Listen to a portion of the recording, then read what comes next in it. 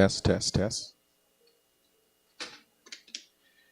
Good evening, everybody. We're going to get started. I'd like to thank you all in advance for being here, giving us your time this afternoon, sharing your thoughts and your feedback on a very important topic. What are we talking about today? We're here discussing From Boys to Men, Reengineering Our Bahamian Society. And we have the quote, "It is easier to build strong boys than fix broken men." Before we proceed, I would like to invite the bishop, if he may, to open us up in a word of prayer. I think you're the most qualified person in the room. Thank you. The Lord be with you. Let us pray. Father, we thank you for our national responsibility to build this beautiful country that you've given us, to iron out the kinks and exercise our best stewardship. And we thank you, Father, for this opportunity this evening to touch our men. And we ask you to strengthen us in this resolve. And we ask you to bless our proceedings. We ask you to bless every participant. And we pray that the results of this evening would be exponential in contrast to the efforts and the numbers that we have. Father, we commit our ways to you. In Jesus' name, amen. Thank you, sir. That's a professional prayer there, right? I know, exactly. Good evening again, everybody. My name is Mark Daniels, and I'm going to be your moderator for this evening. I don't plan to take up much of your time. There are much more qualified people to speak than me. But why am I here? I first spoke with Dr. Roberts and Mrs. Sandra Dean Patterson about this event on Bahamas at Sunrise, where I'm one of the hosts for that morning show. From I heard about this program that was going to be held, I had an interest, mainly because, one, I'm a man, and two, I'm a father. I'm a father of four. I have three sons. My sons are 8, 6, and about to be 1 in a couple of weeks. So this discussion is very pertinent to me personally, as I raise sons in this city, in this country, in this world. And I just want to know, how can I be involved? And I just want to learn. So I'm happy and I'm honored to be here as a part of this. And so let's kick it off and let's get it started. First, I would like to invite Mrs. Sandra Dean Patterson with the welcoming remarks.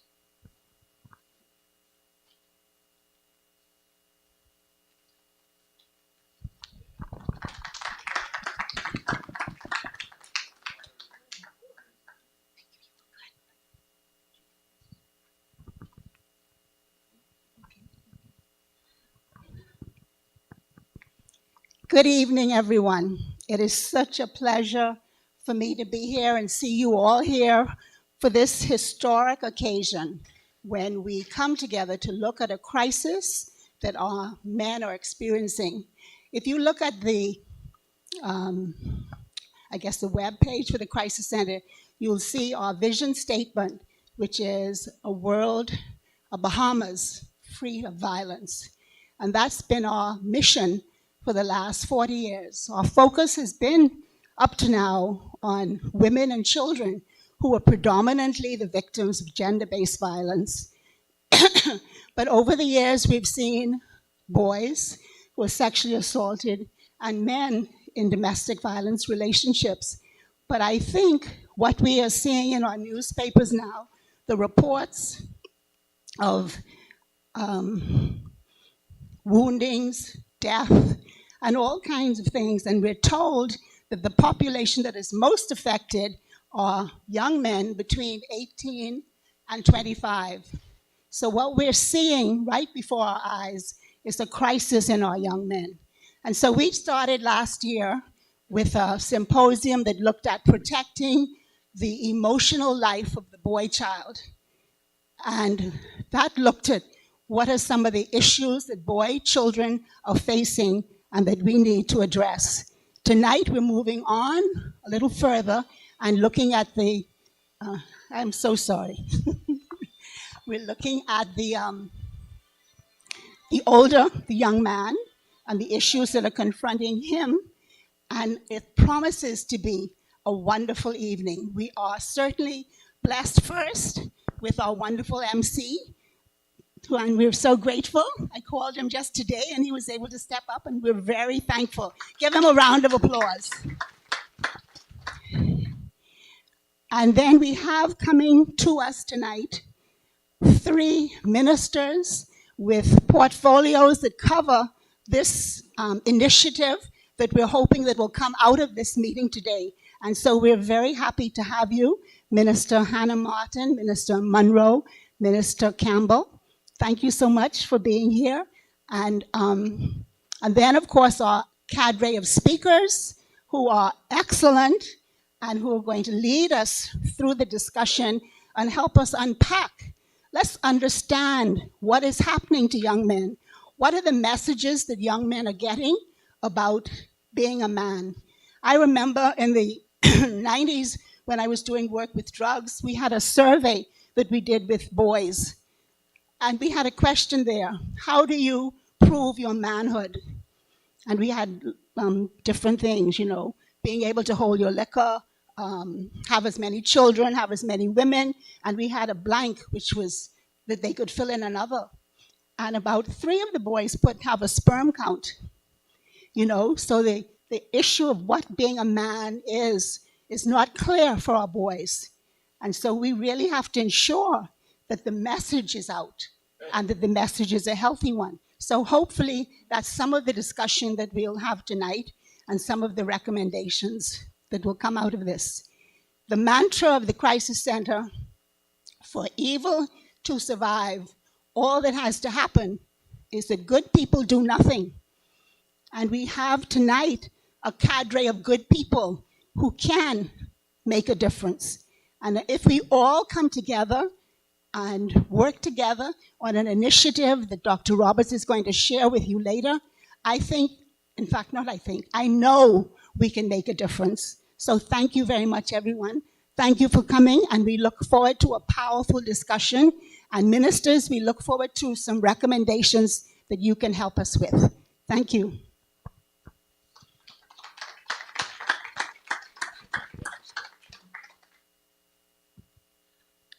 Thank you so much. Yeah, she called me today, and you know, it's not like I was doing anything. You know, I was just on my way home from, right? On my way home from work to pick the kids from school, get them back home to jump on a meeting, get the twins fed. But I love you all. I'm happy you're here, and I'm happy to be here. So I have the pleasure of introducing our first speaker. Disclaimer: they gave me a really long bio. There you go. Come on down, the Honorable Glennis Margaret Elaine Hannah Martin. Oh, I love this. It's simple. Thank you. Good evening, everyone. It's such a pleasure to be here this evening on such an important subject matter. And I just recognizing all of the distinguished persons. There's so many. I think the list is long. So to all of you, good evening. This conversation is very urgent. We are daily seeing the sustained and in some instances growing statistics related to homicides, predominantly male victims and male perpetrators, but also we are seeing levels of femicide, the sexual violence, including rape, and the many incidents of domestic violence, predominantly male perpetrators upon female victims. But as we've heard, it's not always that way. It's another paradigm. We see the school graduation classes filing out each year, which are predominantly female, and this is particularly so at the tertiary levels and even in the professions, on and on. We are in a painful crisis, and it did not start yesterday, and it cannot be ignored or minimized for one day more. We must gather the courage and bring the steely determination to acknowledge and accept the facts as they are being disclosed with our open eyes. And we have to bring with it the appropriate research and analysis and science, which will give the insights to assist in formulating the necessary solutions and responses, implementing the critical changes and urgent interventions. But as I have said, and I'm sure we all know, this is not a simple matter. We are confronting generations of patriarchy, which has perpetuated a gender bias with gravely negative consequences as it relates to our social, economic, institutional, and cultural evolution. We are reaping the outcomes, generally, of hundreds of years of oppression and violence and disruption, and the psychological residuals which are rooted in the dehumanizing regime of slavery and the post-slavery era. What we are left with is the stereotype of what a man represents in society and in his interpersonal relations. In a study, and please forgive sort of an extended quote, in a study titled Youth Masculinity and Violence in the Caribbean, submitted by Dr. Rosen Wiltshire, the CARICOM advocate for gender justice, and which was prepared with the cooperation of Dr. Corinne Bailey, the lead researcher, Dr. Charlene Desai, the data analyst, and country lead researchers in each country, published in April of 2012. And I quote, well, they speak to this. The links between socially constructed models of masculinity, violence against women, and general violence in the region is noted. The report notes, and I quote, and this is now a quote, the data gives insight into the factors that shape the attitudes, perspectives, and behavior of young men, violence, and the high incidence of HIV/AIDS in the region. Ours is not so high, but this is a Caribbean research. The report outlines the perspectives gained from survey interviews conducted with over 1,000 young boys and girls across Caribbean high schools, as well as focus groups involving teachers and community leaders. The results show that young men feel strongly influenced by their families, schools, peers, and young girls to demonstrate their manhood. This perception of manhood involves being physically strong and athletic, demonstrating their sexual prowess, and having multiple partners, as well as being tough and aggressive. Many fear ridicule for being seen as sissies or homosexual. The stereotype is often held and reinforced by girls. The masculine stereotype damages the development of boys' emotional intelligence and their capacity to exercise self-discipline and self-control. As a consequence of the belief that they need to be aggressive and exercise power in relationships to prove their manhood, they tend to resort to violence as a first option. While most say that they reject the use of violence against women, many feel it is necessary to discipline women in certain circumstances, including when they feel insecure and need to show their power and control. In addition to being perpetrators of violence, many young men lose their lives to violence, dangerous driving, our statistics show that, and stress-related diseases. Young men also constitute the majority of the prison population, by far in the Bahamas. The felt need of most young men to prove their sexual prowess and engage multiple partners fuels the spread of sexually transmitted diseases. Boys and girls identify families, schools, and peers as central in shaping and reinforcing this masculine stereotype. Let's note now, families, schools, and peers as central in shaping and reinforcing this masculine stereotype. I end quote. The study does point out, however, that while the majority held these views, there are indications of changing attitudes. Some, and I quote again, some young boys and girls are challenging the stereotype, and there are differences within and among countries, end quote. There are, in fact, many studies and reports and analyses on this dire matter. I chose this one because it had a regional import. And it is clear the issue is not one-dimensional, nor is it simple. This is a deeply complex matter which spans generations and is deeply entrenched.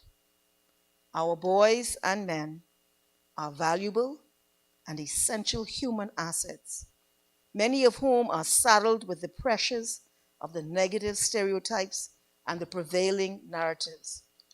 It is imperative that the pressures are released and that these boys and men are enabled to unsaddle their lives from these stereotypes by finding the solutions and shaping patterns of education, that's me there, and encourage, but it's a social education, and encourage enlightened mentorship to eradicate confusion, bias, distortions, dissonance.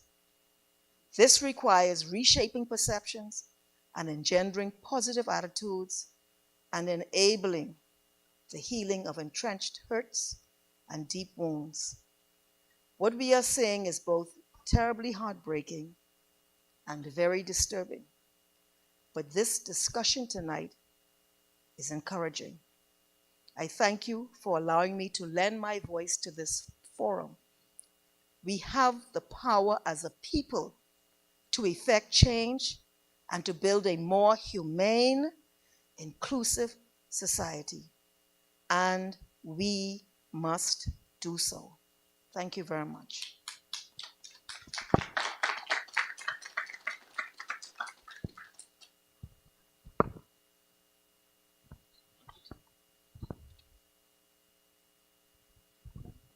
Thank you so much.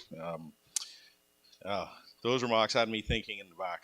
What stuck with me, family, school, friends, right?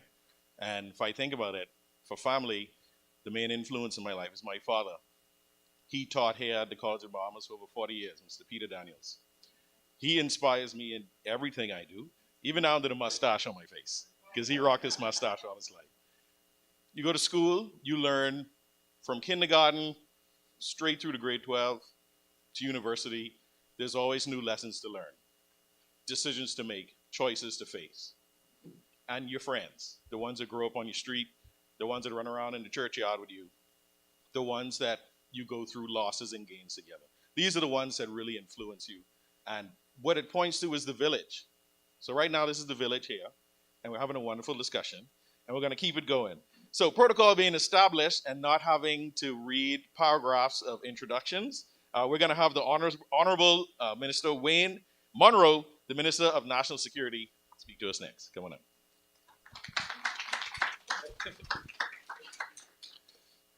Thank you. Of course, if you have to introduce a politician, that means he's not popular, and that's not a good thing. But it's my pleasure to be here again in this event. There's a mantra that I roll out all of the time. We're on a road to 50.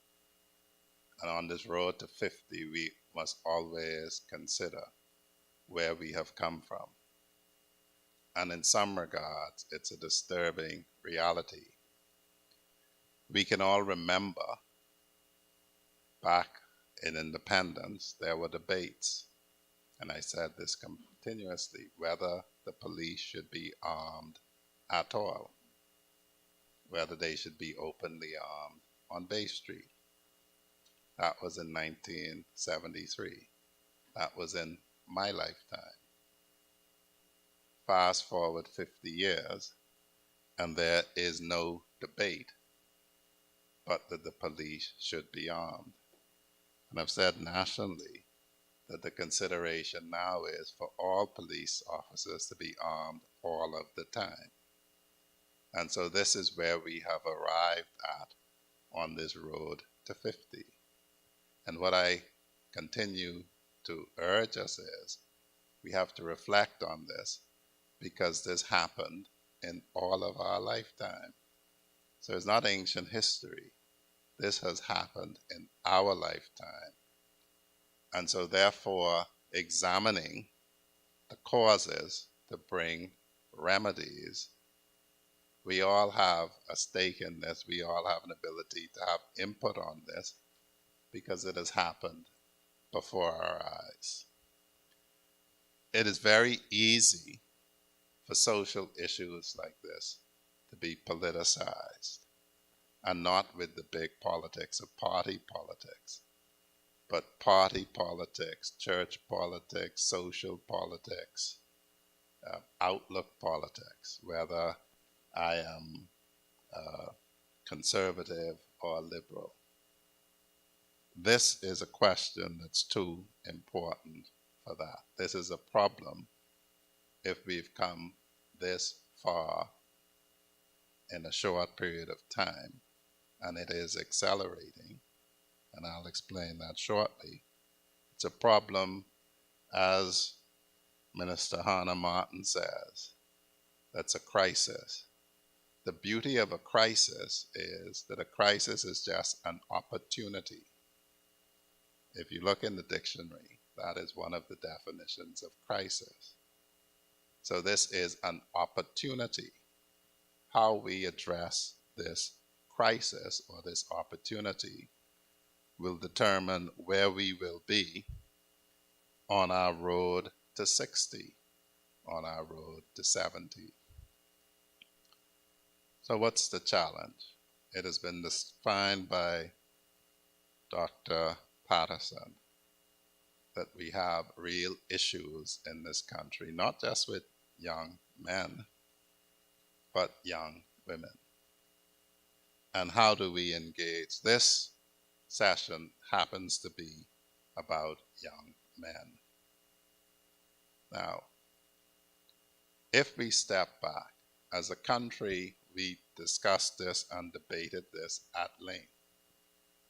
In 2016, when we were formulating Vision 2030 or Vision 2030, everyone cooperated in the discussion.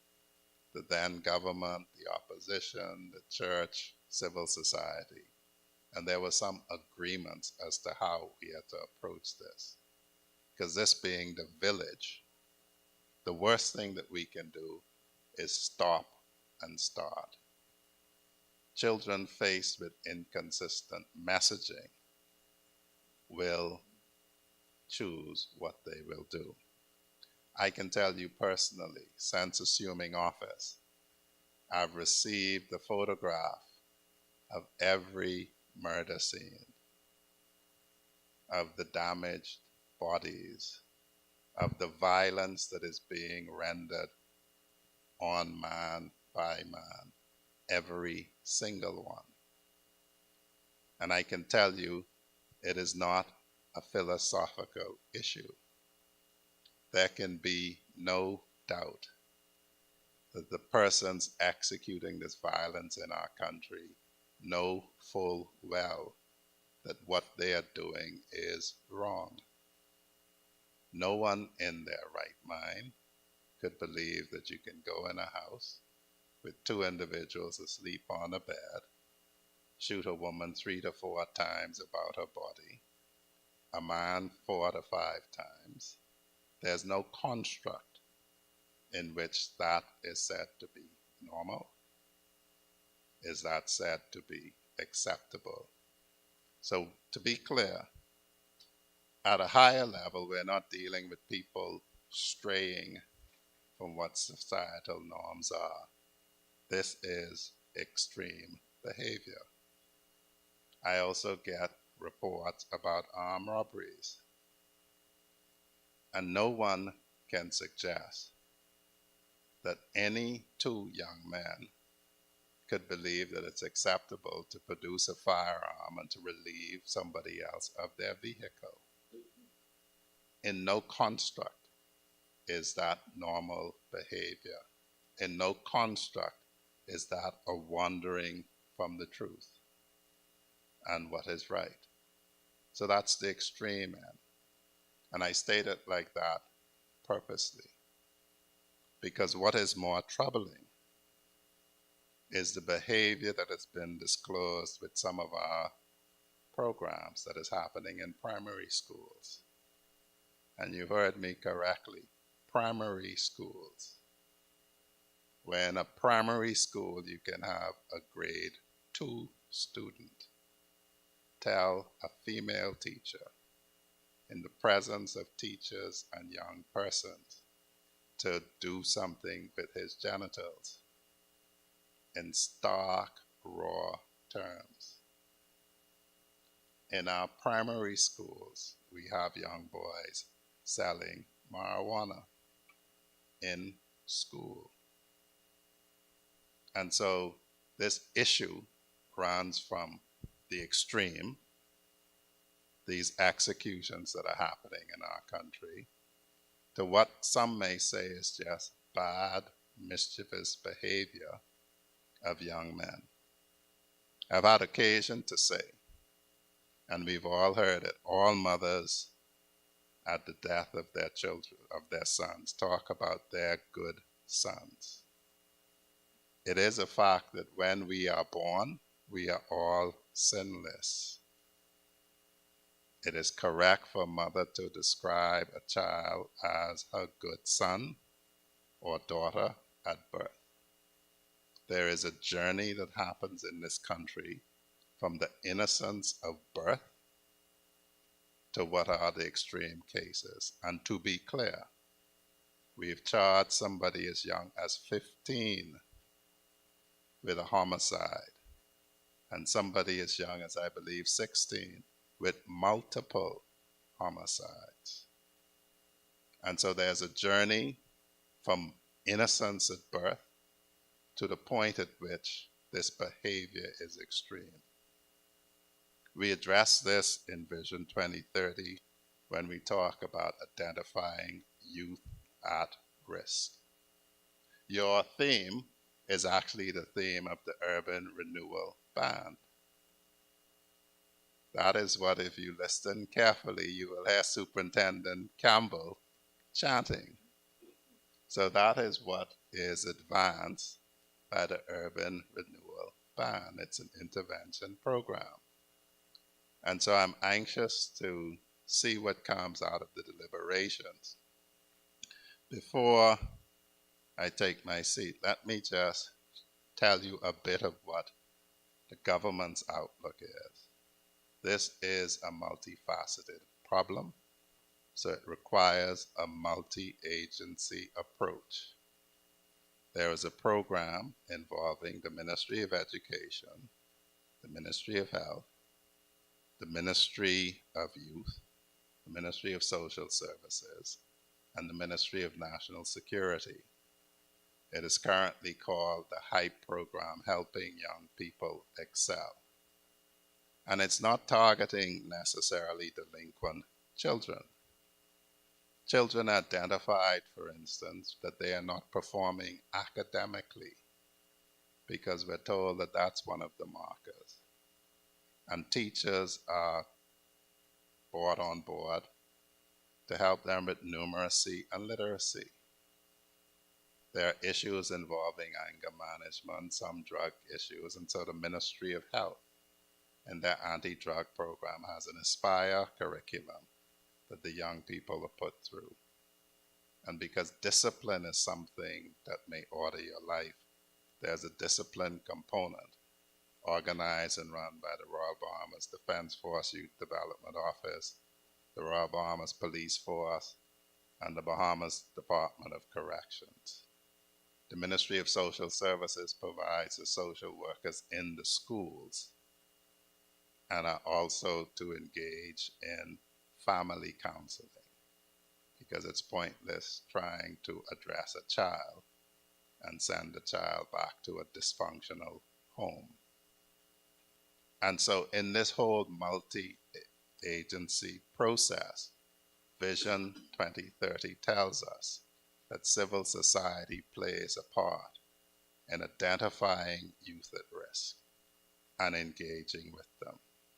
This will be a collective effort. The results are being visited upon us collectively. This rain is falling on the just and the unjust alike. And so there's no wall that's high enough that's going to keep it out. And so we do need the collective effort, the joint effort. And we are asking for participation. And so it's always my pleasure to attend these events to see what is advanced. Nobody has all of the answers.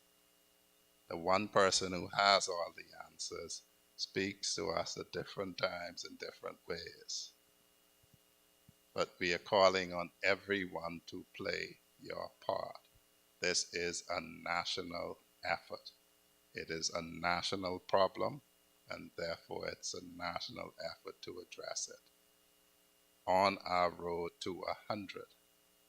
Let the younger ones of us, I won't be here, but let somebody who is young today be able to say they remember when every policeman had to be armed, but that is not a problem that we're spending money on today.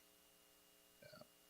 We're approaching 50, and this is not a good milestone to approach 50 at. Let us address it and address it urgently. This crisis is an opportunity. Let's take full advantage of it.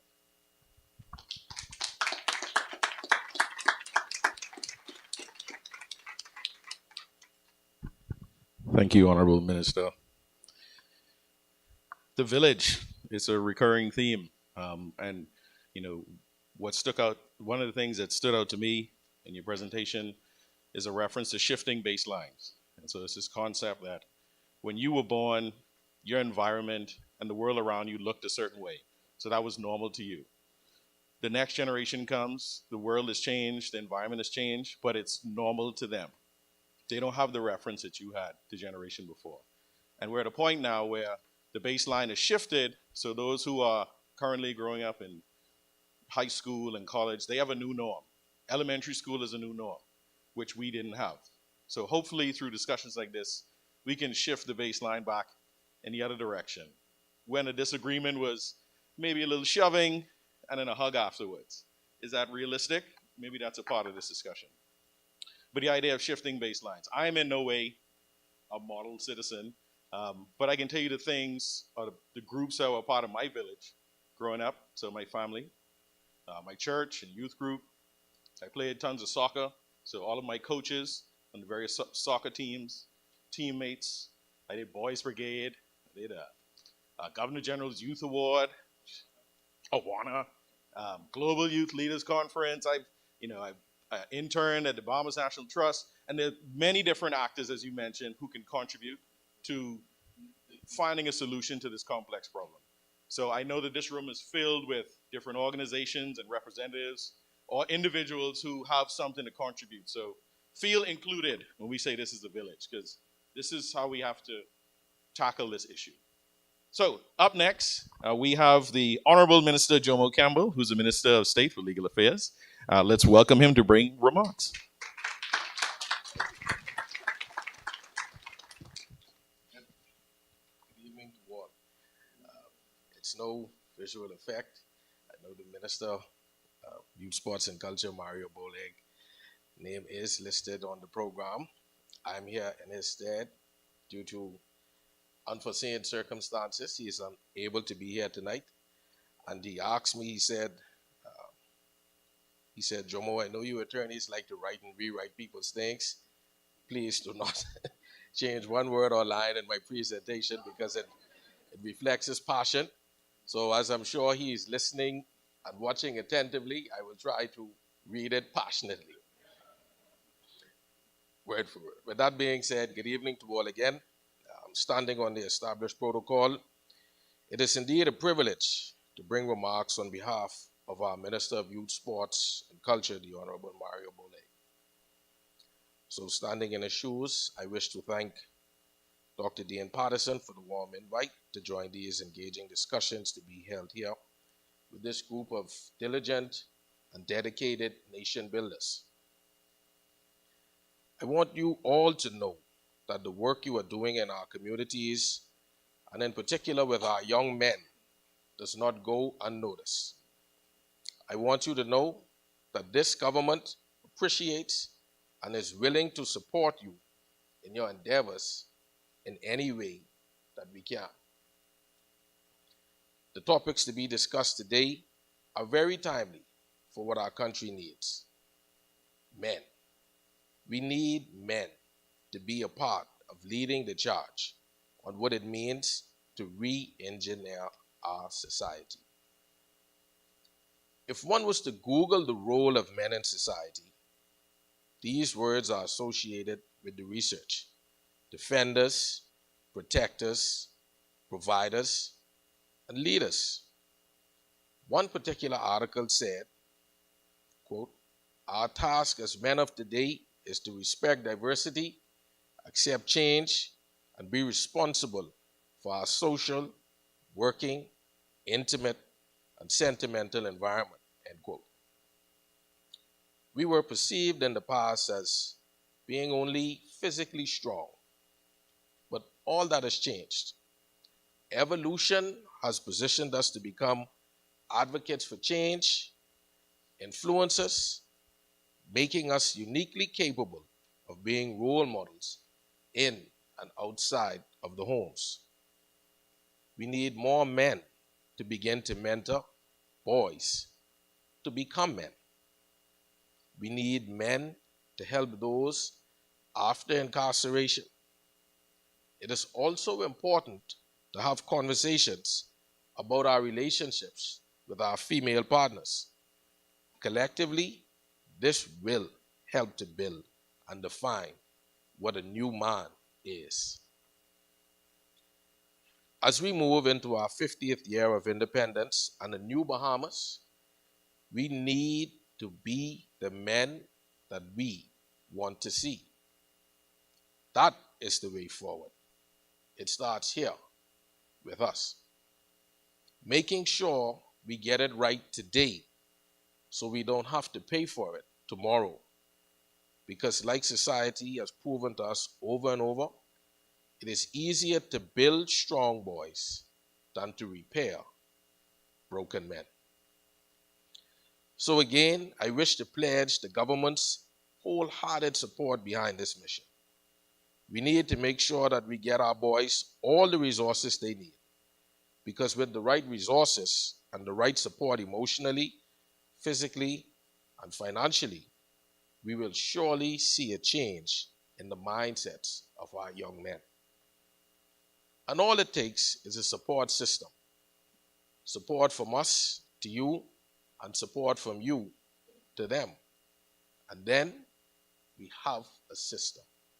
But we must do this together. So thank you to the Crisis Center for facilitating these conversations. And thank you to everyone for being here. This is indeed the start to building the new way forward for our young men. Thank you.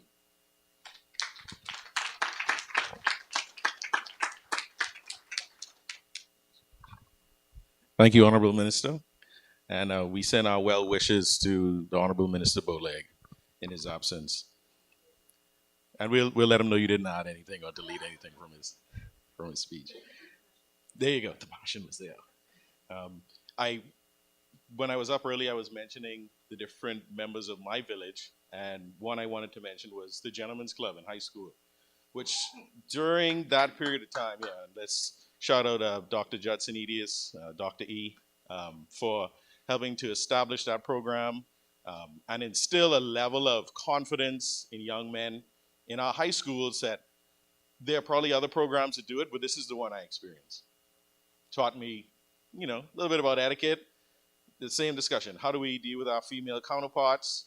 What does it mean to be a man? And I'm happy that I see some of my brothers who were in the same year as me, some of my mentors, and some of the members who have taken up the mantle in Dr. Enius's transition. So just salute, right? So now we're moving on to the meat of the matter, right? We had those opening remarks from our members of government, and thank you so much for being here. I know you guys are busy, but this is definitely an important discussion we're having. So our first presentation is going to be given by Dr. Robin Roberts. Protocol being established, I won't read your whole file, but let's welcome him, a very important man in our society. Welcome.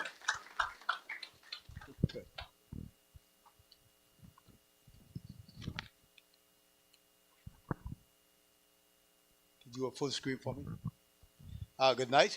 Really want to welcome everyone. I'm particularly pleased that the government has seen the importance of this and wants to make sure that they are very much a part of it. And we can see that by having our ministers here tonight. So we really appreciate and thank you for being here. And I also want to also thank the speakers who had without reservation joined this program, in particular the bishop, who made a great sacrifice for being here this evening. So I'm very pleased to see that he is here. Could I have a full screen? Okay, good. Yeah. So tonight I wanted to start this program with our theme. It is a paraphrase of Frederick Douglass, the great American statesman and reformer, some 160 years ago, when he said it's easier to build strong boys. He actually said children, but I said strong boys than to fix broken men. We have to ask the question then. So what broke? What do we have to fix? I suggest that today there's a lot to fix. My mother and her generation would have said similarly, they would have quoted the biblical scripture to say, you bend the tree while it is young and it will grow in its ways. The question we ask again, so which direction do we want it to grow? What do we want him to become? So let us first start and see what it is that we actually have. And this first slide, that's why. Or is it? Good. Get going, yeah. So I really, when I was looking through this, this quote from this American writer, Catherine Ann Porter, said, it's a man's word. And you men can have it. Because he said, look and see what you've done. So what can our boys look forward to? Well, not that much. When we look at it from a physical perspective, I'm a physician, and this is what struck me. That when you compare men to women, men are more likely to have more high blood pressures, more cancers, more alcohol, be more likely to be in prison, be more likely to be homeless, be more likely to have illegal drugs, be more likely to be involved in dangerous jobs, be more likely to be killed on the job. It's no wonder that women outlive us by at least 5 years. And if you look at, Minister Martin alluded to that, when you look at our sexual prowess, you say, boy, one thing they really are concerned about is their sexual function and how great they are.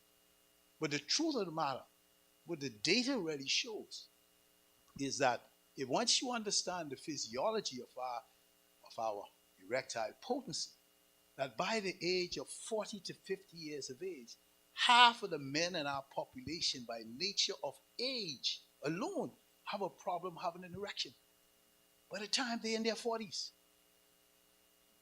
And on top of that now, if you look at our number one killers in the country, diabetes or hypertension, atherosclerosis, if they have any of those conditions, it jumps from 50 to 70%. Okay? So we got a major problem. But the realities are that if you look at the men who have the problem, only 10% would come forward to seek help. And of the 10% that come forward to seek help, it takes them a year at least to do so. So we got a lot of men who are denying what they really are. You ask women, they tell you a different story. But that's the realities. Because we know for a fact that when it comes to our health, that men don't go see the doctor. They don't like to visit the doctor. They don't like to acknowledge signs that something physically is going on in the body that's not correct. They need their women to tell them, and they need their women to tell them when to go. And more than likely, when they do go, they take too long. The truth of the matter is that they don't care about accessing the healthcare system. They don't know. They don't want to know. They were raised not to know. And for those who do know, they deny that they know. And if they go, they're directed to go. So we got a major problem when we look at our physical health. But when we look at our social environment, as our minister was alluding to earlier, just this year alone, within the first month, we were looking at having someone dying every 2 days. Last year, we had 20 murders. I'm saying that our new chief is saying that, listen, we are going to bring that below 100, and I look forward to that. But the fact of the matter is, every morning we are listening to see who got murdered last night. If a weekend passes, we breathe a sigh of release because we know that unfortunately has not become the normal. I've been in the Princess Margaret Hospital now close to 40 years. And prior to the pandemic, when you look at the load that we carried in our accident emergency room, we are looking at least 60,000 plus patients would visit the hospital in the year. We have very high volume facility when it comes to our emergency room. But every day, when things were normal, at least one person is shot or stabbed and they come to the emergency room. At least one every day. In 90% plus of the time, that's the man who was the victim and the man who was the perpetrator. That's what we're looking at. But it's not only what we do to each other, it's what we do to our women. You know, our data is very much like everywhere in the world. At least one of every 3 men report some form of violence, usually brought on by a male, and more than likely is someone that they know. Their spouse, their lover, their relative, an acquaintance. Those are the realities. And in addition to what we're putting on our women, we put on ourselves. We're committing suicide. And this is a study that we should all be aware of, that from Dr. Allen's work, that when he looked over 13 years, at the beginning of the century, at the beginning of the millennium, there were 96 cases of suicide, half of them by hanging, but the men were 7 times more likely than women to commit suicide. So we become very violent. Those are the facts. You have to ask yourself, are the Bahamian males becoming an endangered species? That's reality, what we're dealing with.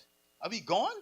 I've said, I call it, a couple of my colleagues would say all the time, yeah, Doc, we finished. We can't be that hopeless. But I'm going to go a step further now. Let's move from the social. This is a phrase that always got to me. He said, education is the vaccine for violence. And I strongly believe that. The problem is when we look at our men in our society today, it seems as if we lost every vaccination appointment. We lost the schedule. This fascinated me. I've been in the medical school now since we started 20 years ago in Nassau, one of the best kept secrets, unfortunately, in the Bahamas. We have now graduated some 600 doctors since 1997 to date. In the Bahamas, of which over 90% are Bahamians. But 80% of them are females. What happened to our men? College of Bahamas basically reflecting the same thing in terms of our graduates, I was made earlier. But we go to show that this isn't just happening at the tertiary care level, it's happening quite earlier. We've seen that that the women are more like the females are more likely to graduate from high school than the males. It hurt my heart when I can read that 40% of males write their final, less than 40% of males write their final exams, and about 40% of them just leave school with an attendance certificate.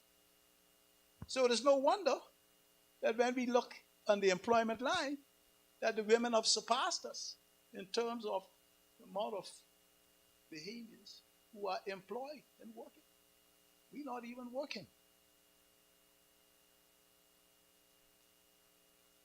They certainly are not in the house,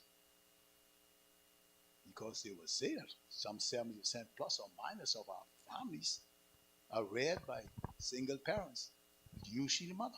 Those are the realities. And we know the data is very clear what happens in families where there is no father. They're more likely to commit suicide. They're more likely to run away from home. They're more likely to have behavior disorders. They're more likely to drop out from high school. They're more likely to be drug addicts. They're more likely to end up in facilities where they require to be adopted. They're more likely to be in prison. So we got a problem. I can't even say that we are sperm bank, because at least we would have had some sort of a commitment or obligation to raise our children.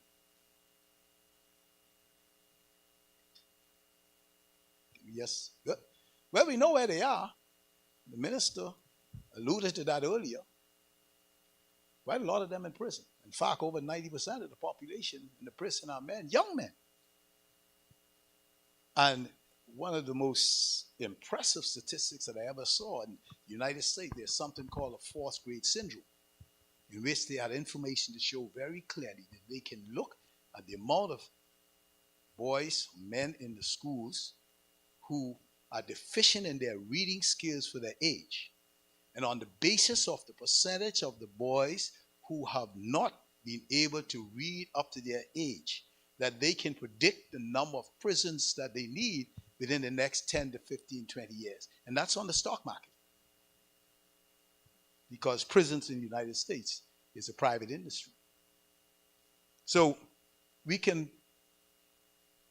know what's happened to school, not being educated, so we can almost predict this and why we need more prisons.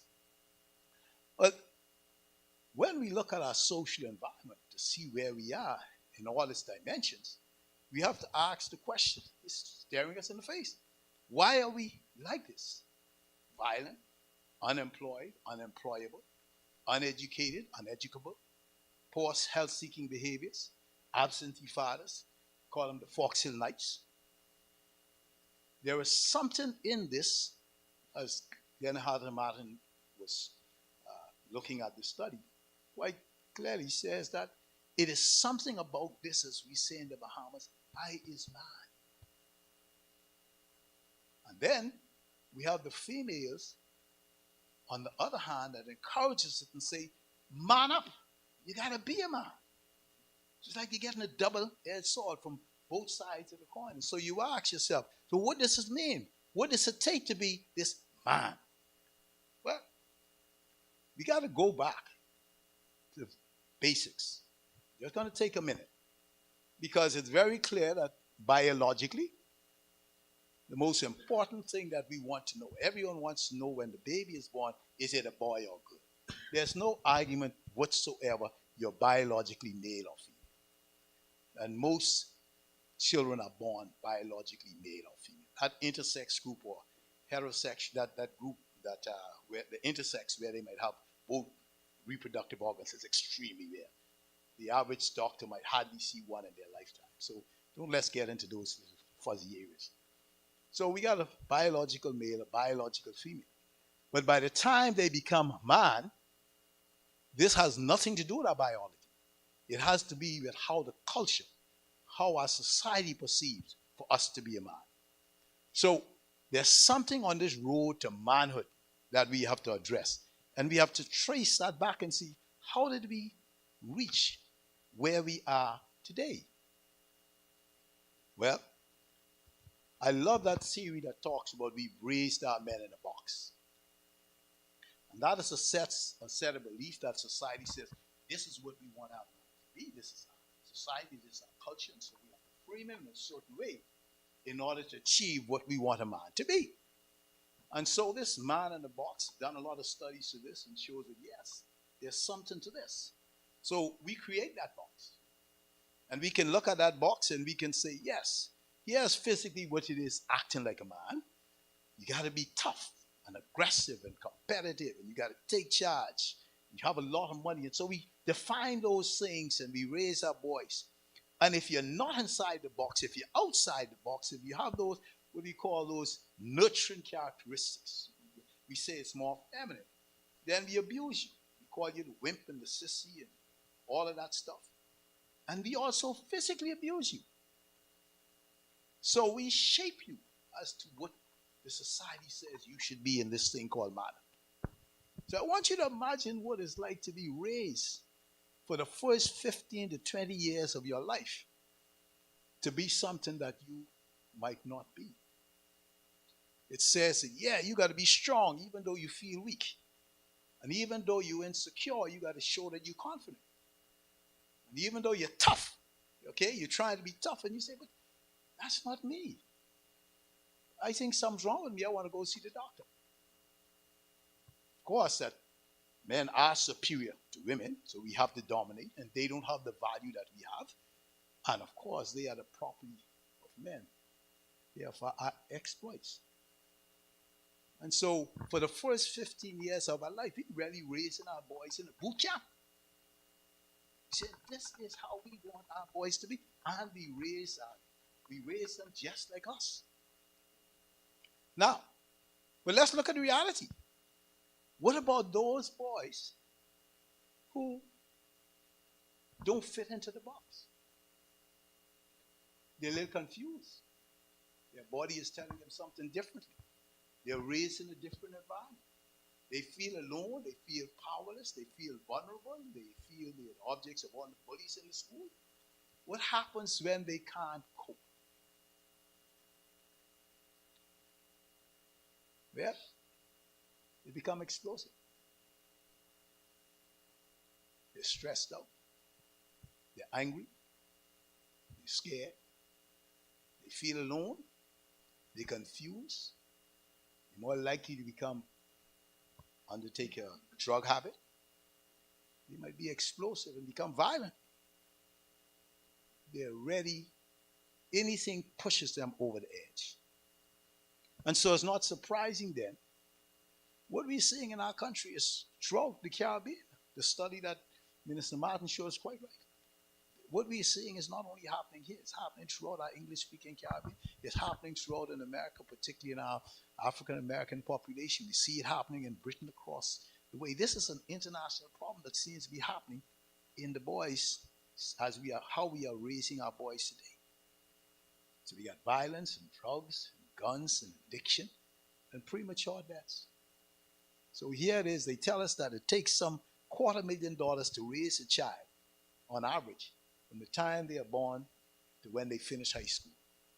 So we're going to lose some 20 or 30 or 40% of our children by the time they reach 30 years of age.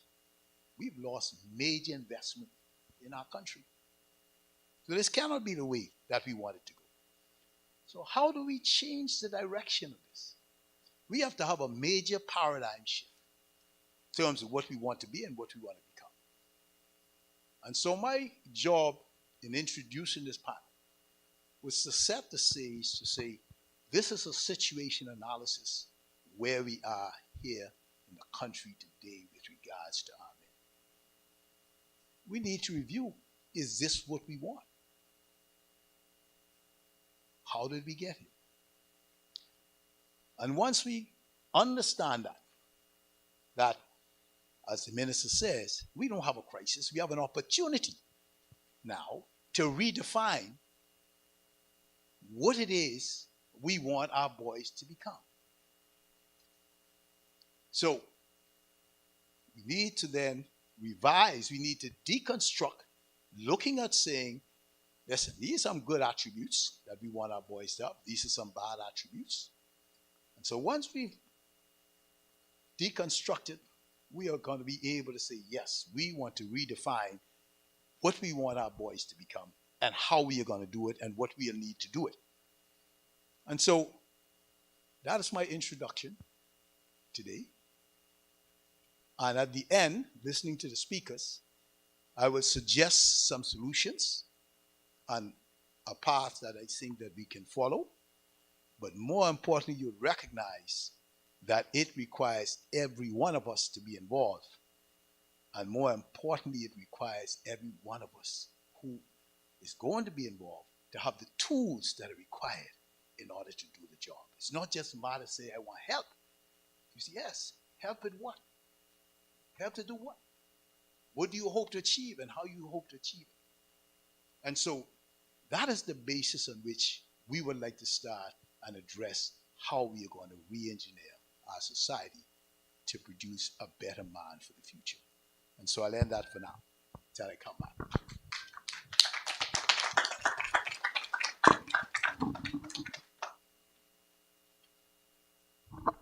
Thank you so much, Dr. Roberts. Kicking it off. I had to do a wardrobe change. This conversation's heating up now. It's getting good. You said a lot there that rang true to me. Having building strong boys that are fixing broken men. But what stuck the most? $250,000 per child? Oh, y'all didn't teach me that in Gents Club. I got 4. Whew. Oh, I tried his homeschool stuff out, right? But thank you again for your presentation. And the topic of his presentation was, "It is a man's world, a global state for physical, mental, and social being." So thank you for your presentation, Dr. Roberts. Next, we're going to move on to Bishop Laish Boyd, who will be speaking on the topic, "Marital Rape, a True Test of Manhood." Welcome.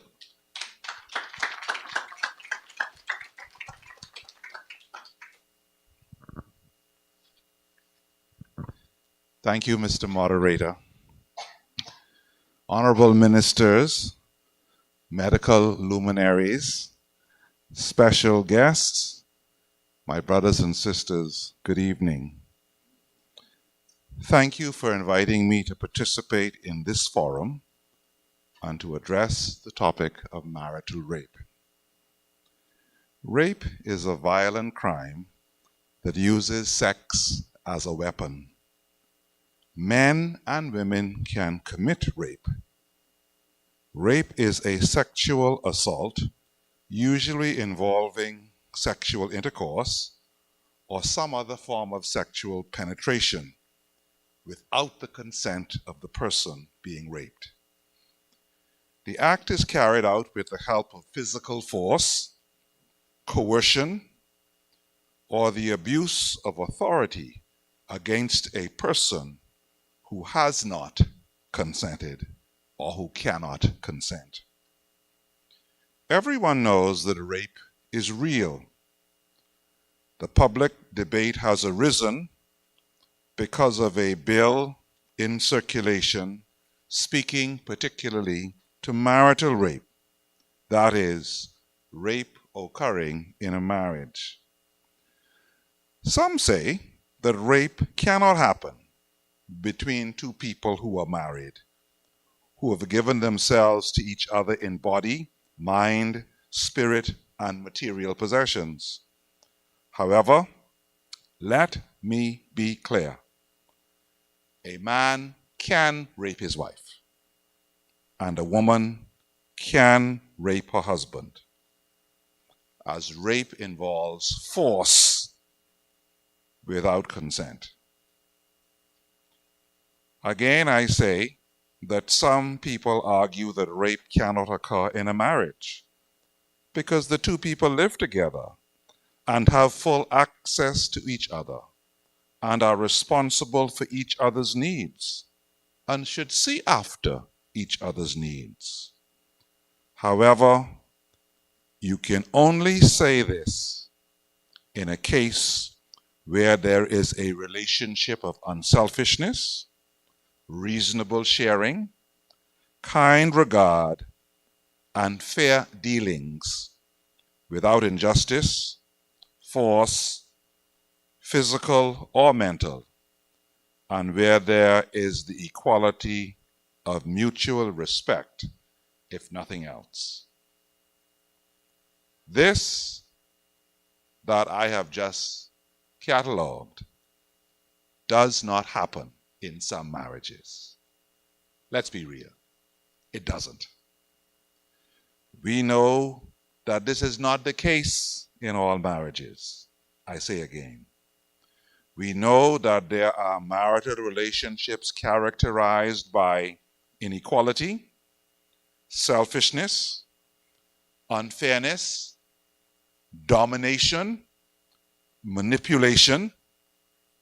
Some relationships even have violence that is physical as well as mental and emotional. There is physical, mental, and emotional abuse. Some relationships are characterized by no respect, no mutual respect, and a state where one person is the victim of the other person's self-will. Whatever marriage is supposed to be, and whatever we idealize as what marriage should be, is in many instances not the reality.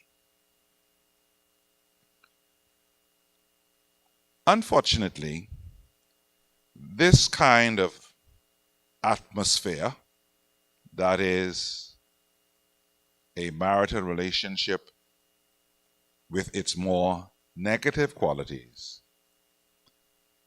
This kind of atmosphere does not only exist in the persons who are on the verge of separation, or who are separating, or who have already separated, or who are going through a divorce. What I have just described happens and exists in marital relationships that are nowhere near on this road of separation through to divorce. Where one spouse is in any degree at a kind of unfair disadvantage, the protection of the law defines and speaks to marital rape and is very necessary. Where one spouse is to any degree at this kind of unfair disadvantage, the protection of a law that defines and speaks to marital rape is absolutely necessary. The question is asked, why make a law? The answer is, laws are not made for the majority, but for the vulnerable minority.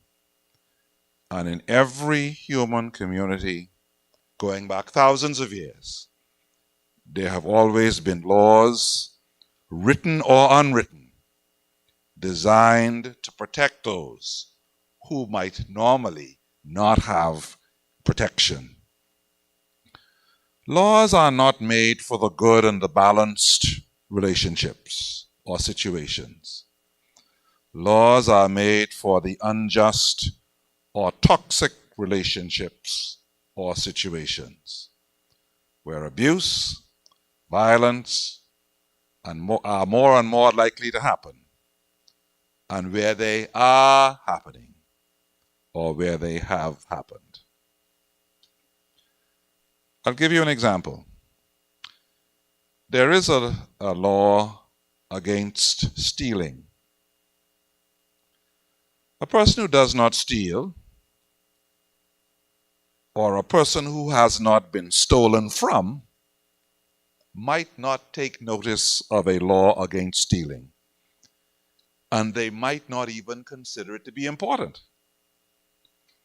But the person who has stolen, or the person who has been stolen from, they will be aware of that law.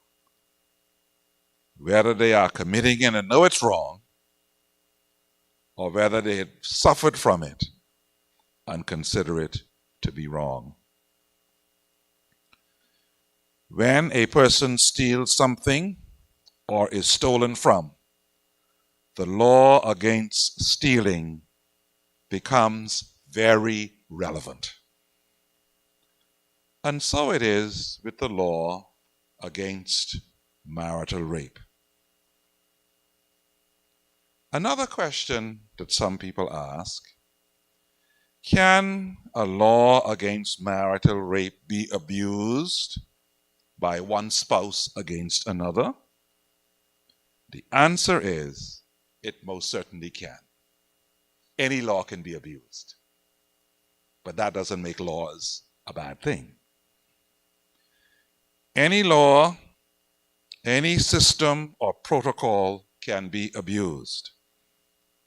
However, should we then not keep laws in place because of the fact that they could possibly one day be abused? Hardly. I say again, laws have a value. Laws set parameters. And only if you have stolen, or if you have been stolen from, would a law about stealing be of some interest to you. Friends, I give you my personal views as a man in this society. I am a grandson I am a son. I am a baby brother. I am a husband. And I am a father. And I speak to you entirely from that perspective.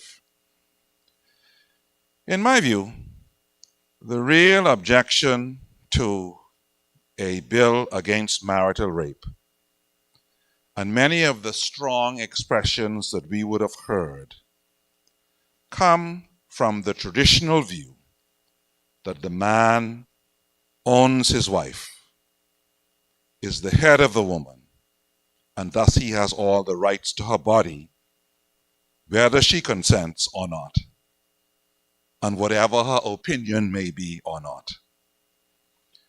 That sounds harsh, but as one speaker said, I believe it was Minister Hannah Martin, we live in a reality, a present reality, that is the result of many millennia of patriarchy. And we have to appreciate what that does to the perspective of both men and women. The real objection to a bill about marital rape, and many of the strong expressions that we have heard, come primarily from the traditional view that the man owns his wife, is the head of his wife, and that he has all rights over her and her body, whether she consents or not, and no matter what her opinion may be. This is an ancient point of view found in many civilizations and cultures, going back thousands of years. It's not just found in the Old Testament and in Jewish culture. This view that I refer to still exists in many men and women, boys and girls today, and causes people to see a marital rape bill as an intrusion into an area where sexual relations cannot be denied for almost any reason.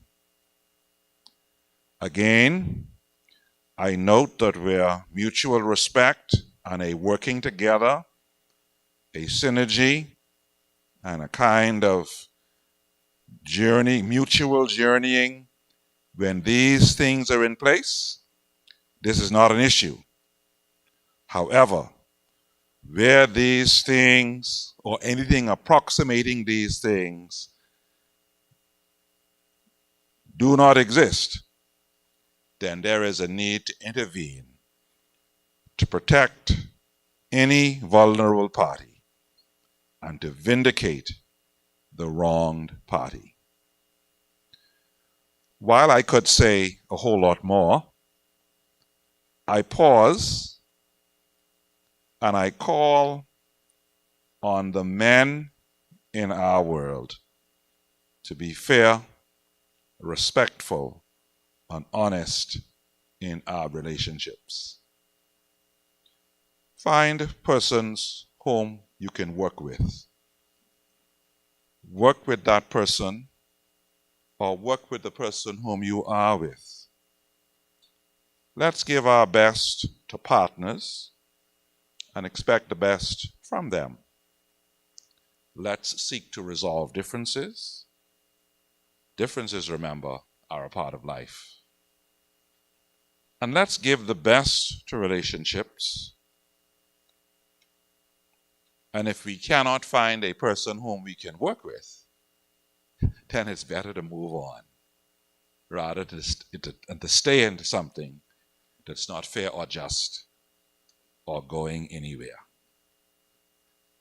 But my friends, those are my reflections on what is an extremely controversial topic. And I challenge us in our journey to manhood to understand, discuss, even debate and argue about these issues as we try to find our best identity as men and women, and as we seek to find our best Bahamas in this our 50th year. Thank you.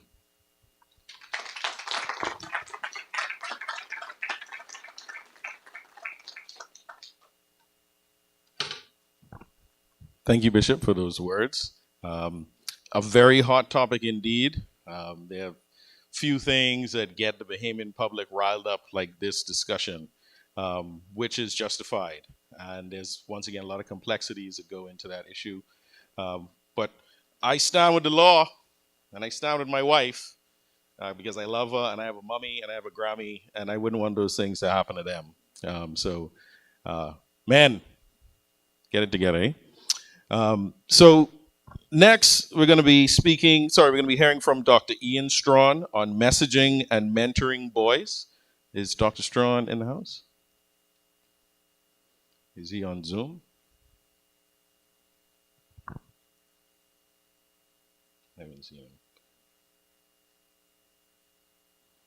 Well, we can move on to the next presenter until we get in contact with Dr. Strachan.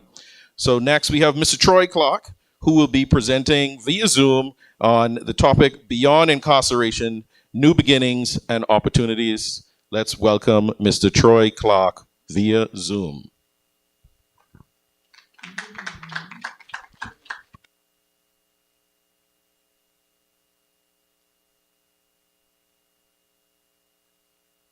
Yes, we can hear you.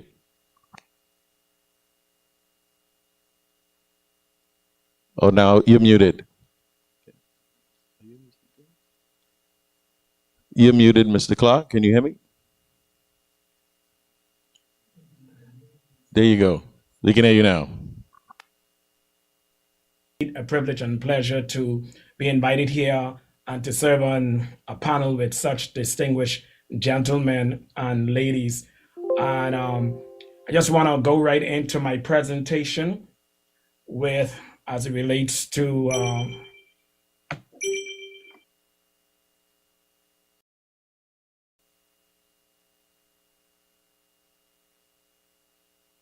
according to the World Health Organization Global Status Report on Violence Prevention 2014, the violence of all types is strongly associated with social detriments such as weak governance, the poor rule of law, cultural, social, and gender norms, unemployment, income and gender inequality, rapid social change, and limited educational opportunities.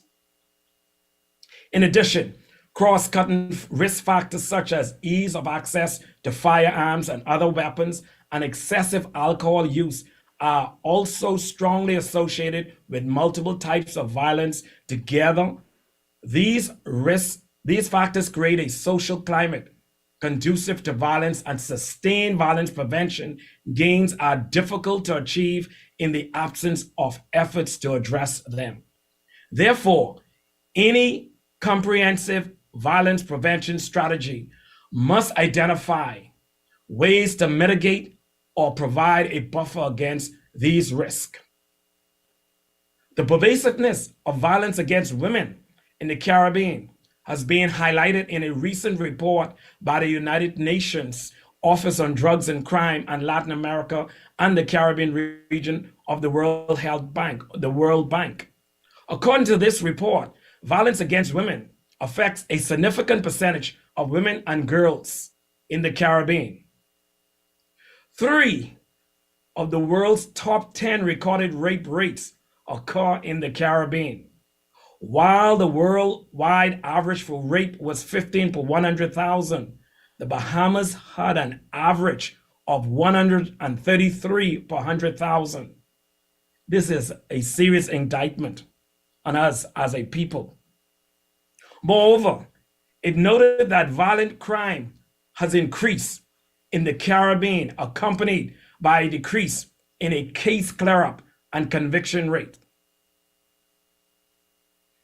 2023-2024, the National Lead Institute, where I am currently employed with, is directed to focus on the race to save our communities, save the lives of those who are challenged with substance use disorder, and particularly those who have gone afoul of the law and educating those who are most at risk within the educational system. The solution: our overall mission is to reduce crime and drug demand through proven strategies and development, evidence-based and best practices programs that will greatly benefit our communities that have been negatively affected by crime and other social ills. And as I came here this evening, I wanted to connect what is happening on our streets, not only on the island of Grand Bahama, but particularly on my home island of New Providence. Gang research has identified several ways in which risk factors increase the likelihood of gang membership. These risk factors span 5 social development sectors: family, peer group, school, individual characteristics, and community conditions. Risk factors are personal traits, characteristics of environment or conditions in the family, school, or community that are linked to youth's likelihood of engaging in delinquency and other problem behaviors.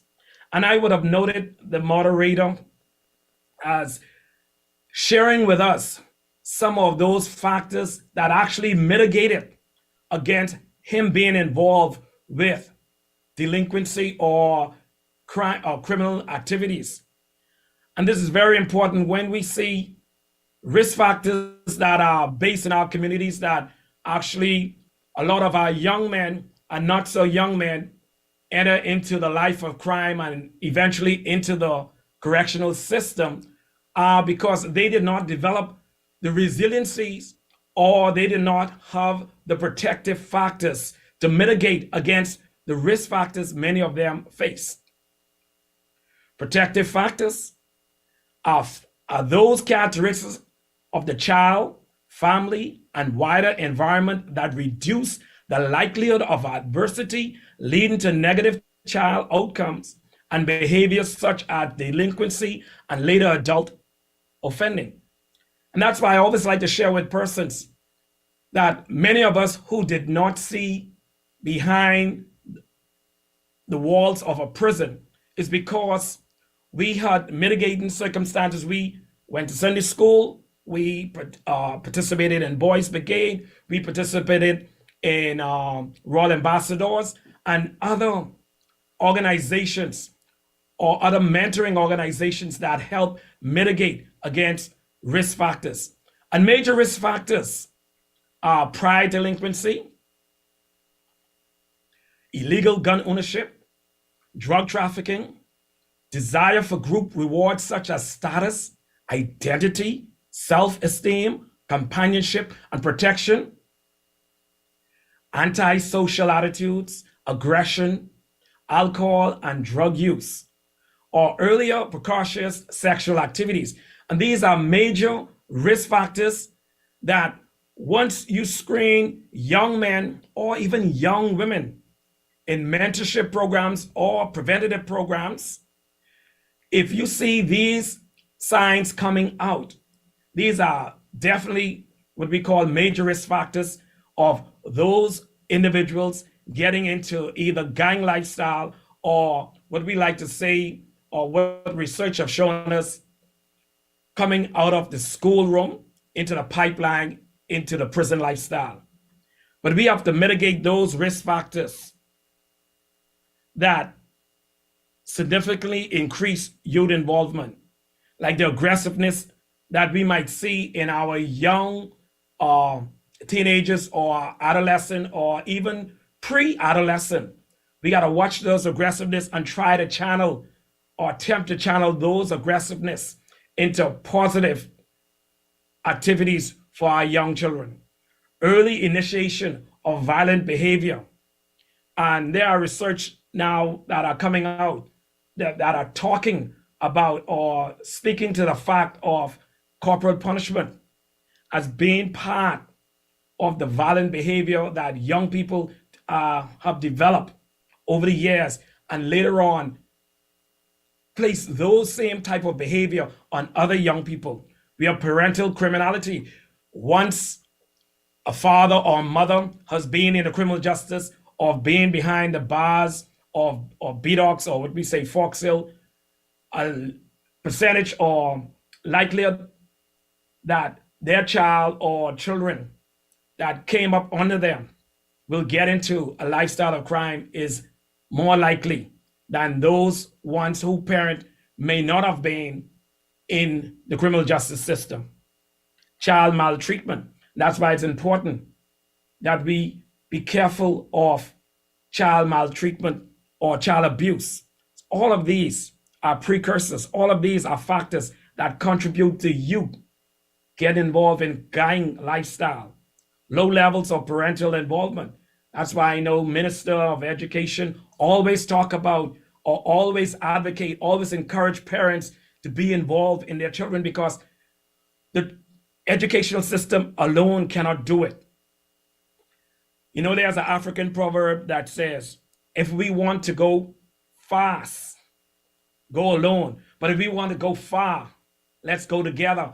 And she has always advocated for parents, church, community, and the educational system to come together so that we can reduce the likelihood of our young people getting involved in a lifestyle of crime.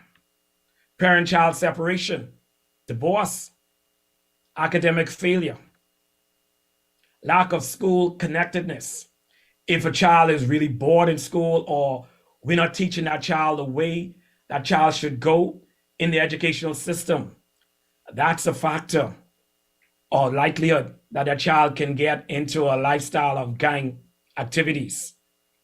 Let's look at some protective factors that mitigate risk factors of youth involvement or that will help buffer them from getting into the prison system.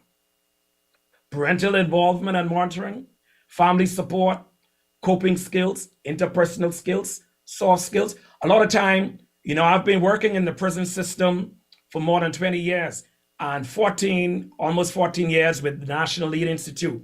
And what we realize is that, yes, you can give the inmate on pre-release the skills that is needed to get a job. But if you don't provide that inmate with the coping skills or the interpersonal skills to keep that job, you'll create a revolving door.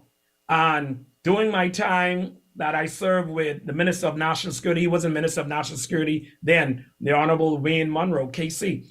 When we serve on the parole committee, we realized and we came to determine through research that 95% of inmates that are incarcerated will come home.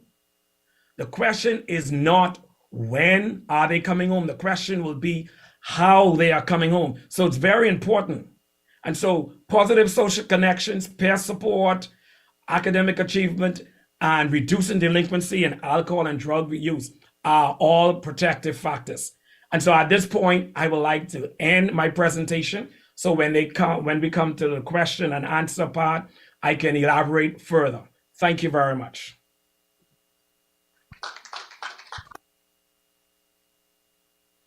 Thank you so much, Mr. Clark, for your presentation. Very important points there. And we are going to have ourselves a question and answer period prior to the next speaker giving their presentation. Thank you again, Mr. Clark. Just a thought before we invite Dr. Roberts up to lead this question and answer segment. You know, speaking on behalf of men in the room, the way I grew up is not typical to everyone that's in this room or in our country. Everyone has their own experience. But the one thing I feel, in my opinion, that ties a lot of us together is this sense of wanting to belong, to feel like you're a part of a group. Now, which group you attach yourself to will have various rules for why you're getting accepted into this group. It could be your church group, so it's religious. It could be a sports team. It could be a gang. And for men, what I feel, in my opinion, is important is this idea of a rite of passage. You know, when do you become a man? At what point do you cross that line from boy to man? I know puberty kicks in, you start to smell funny and grow hair in certain places, but you know, that isn't it. And depending on which group you're in, they define manhood differently. And to be accepted, you're going to follow those rules to be a man.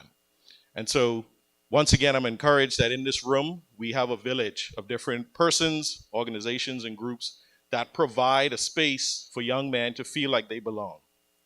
And I hope that out of this discussion that we're going to have next, that we find ways to work together so that we can amplify this effect of building strong boys. So let's invite Dr. Roberts up to lead our first question and answer period or discussion. I really expect this to be very short. I would prefer. The whole idea of what we wanted to do was to first review where we are. How did we reach this far? And in so doing, we're going to say now, what can we pull out of that that is meaningful?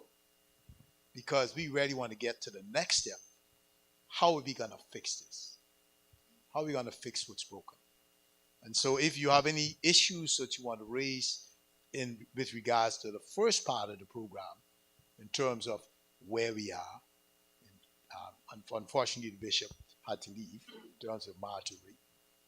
But if not, we'll just continue because we have 2 short talks, and I try to ensure that no talks are more than about 10 to 15 minutes so that we'd have some discussion afterwards. So I can either ask if you want to pose a question now, or whether you would like to let's have our final 2 presentations. Good, okay.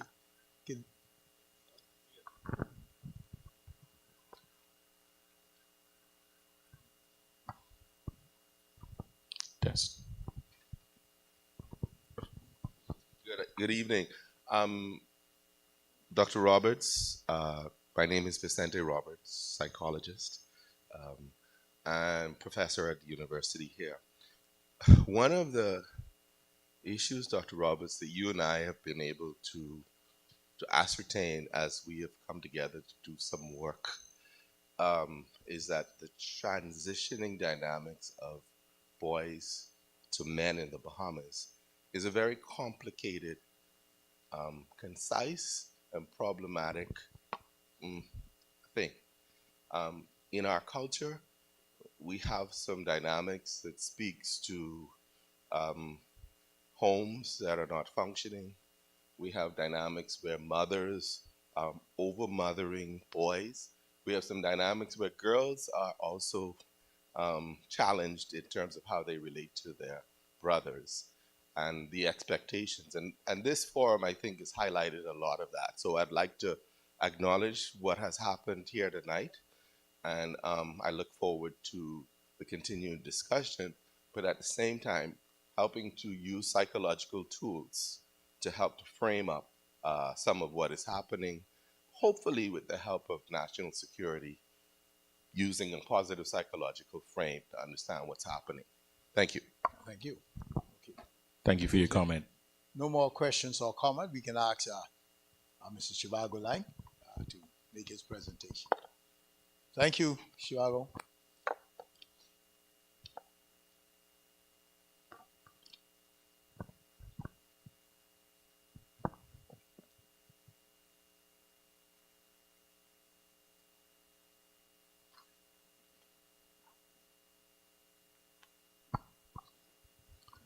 Checking in, Mr. Lang. Can you hear us? We are ready for your presentation.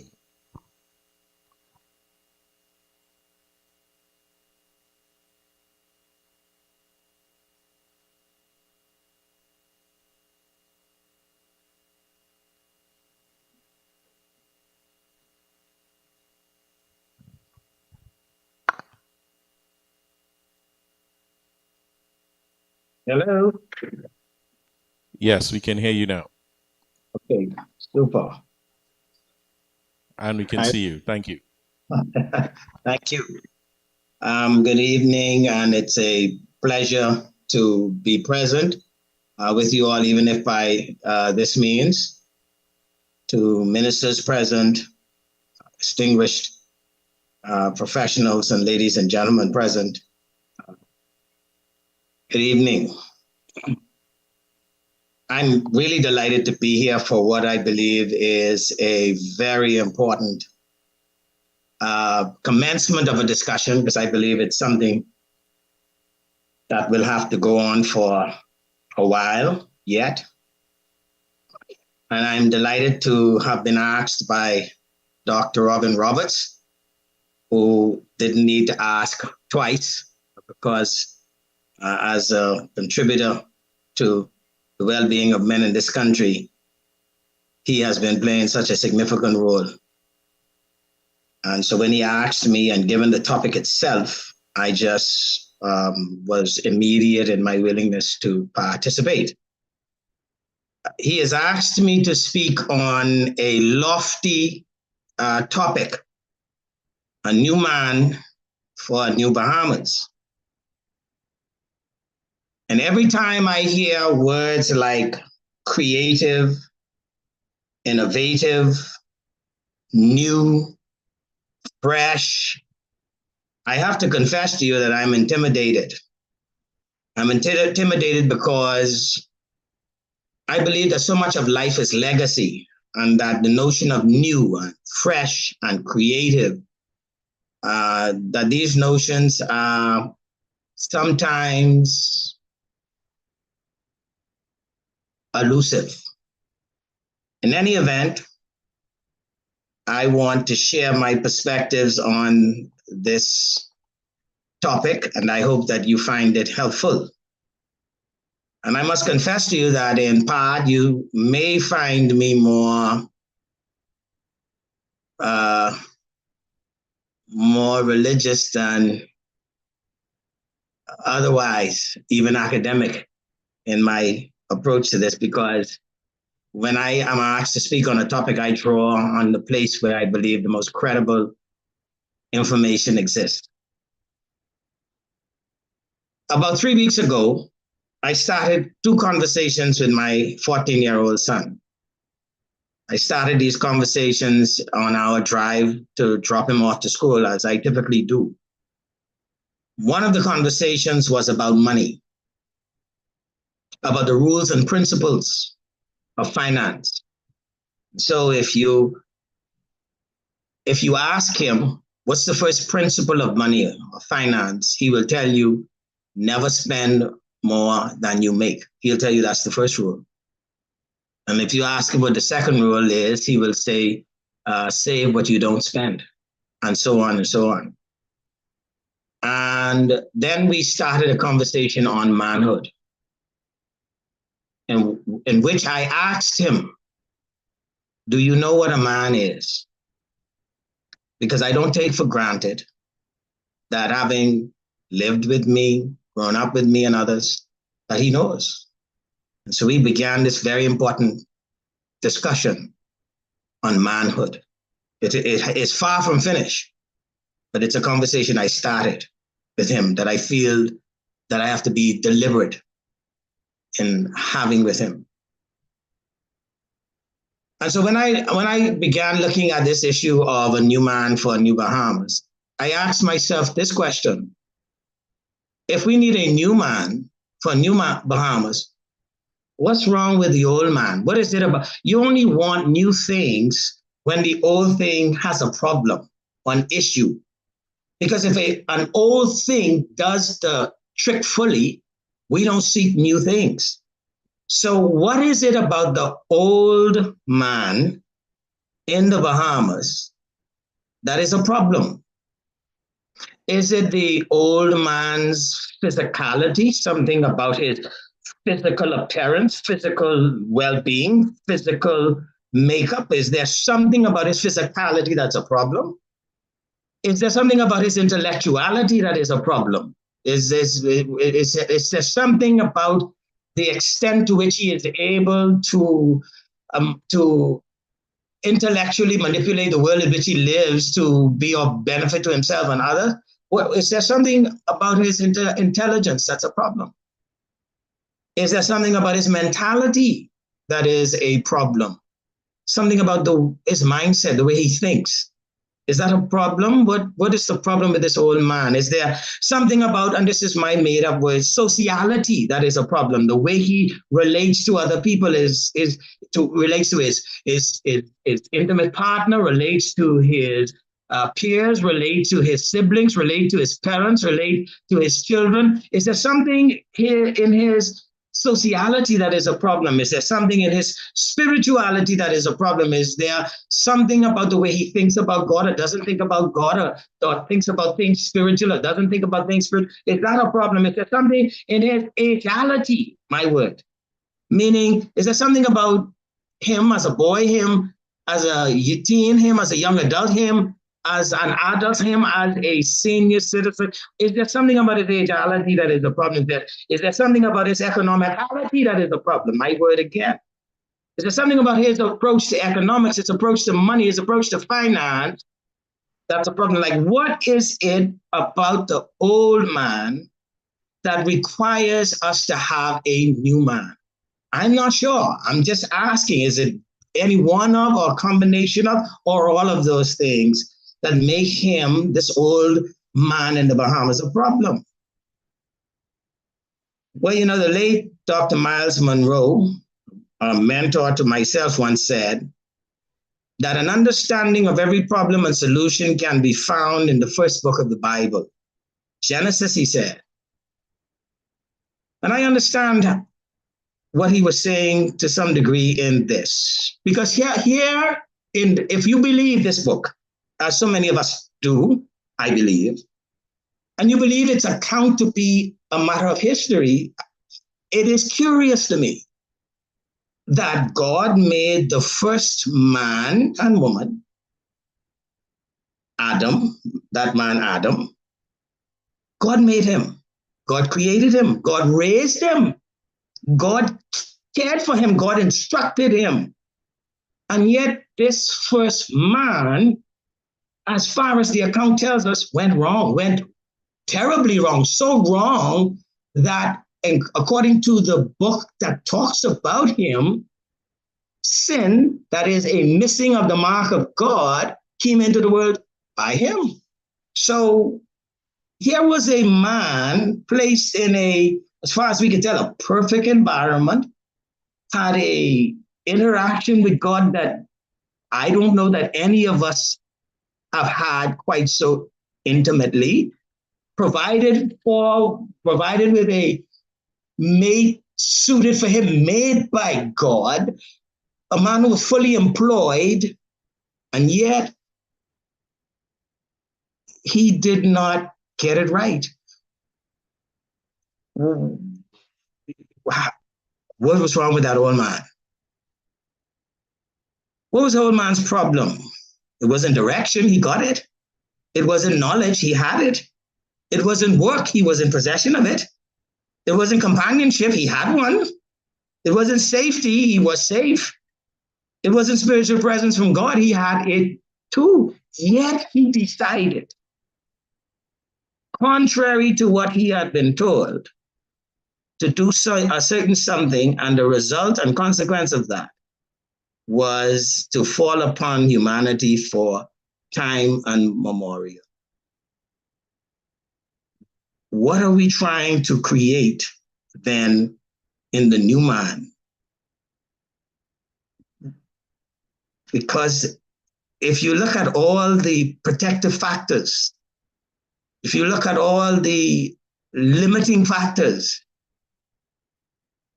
Adam had all of the one and precious little of the other. And yet this man didn't get it right. And then on top of that, he had two children who had the same privileges and benefits he had.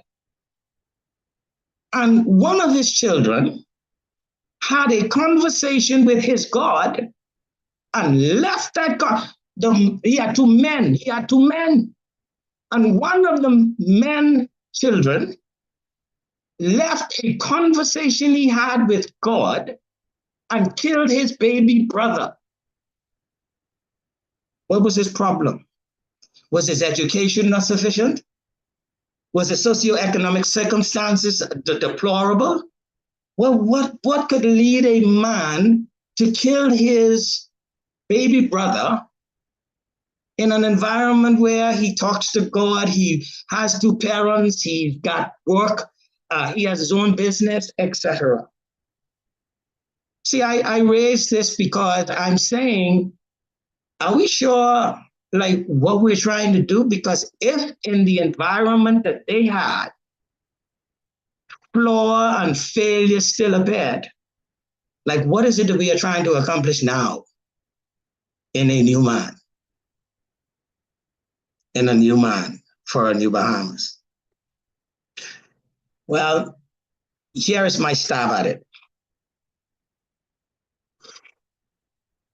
Paul said, when I was a child, I spake as a child. I understood as a child. I thought as a child. But when I became a man, I put away childish things. That's in 1 Corinthians chapter 13, 11. And so I found that and other things very instructive. New man, old man. What I do know is a man is not a child. So if I were talking to us metaphorically about a new man versus an old man, what I'd certainly be saying is the Bahamas need men that don't act like children. And what is it that we know about children? Listen to what Paul said. He said, when I was a child, I spake as a child. I understand as a child. Do you know that the research suggests that understanding and speech are connected? And are they connected in what way? For a child, they are connected in this way, that the child speaks and understands the way he observes speech and understanding. In other words, a child picks up from its environment the things that the environment tells him.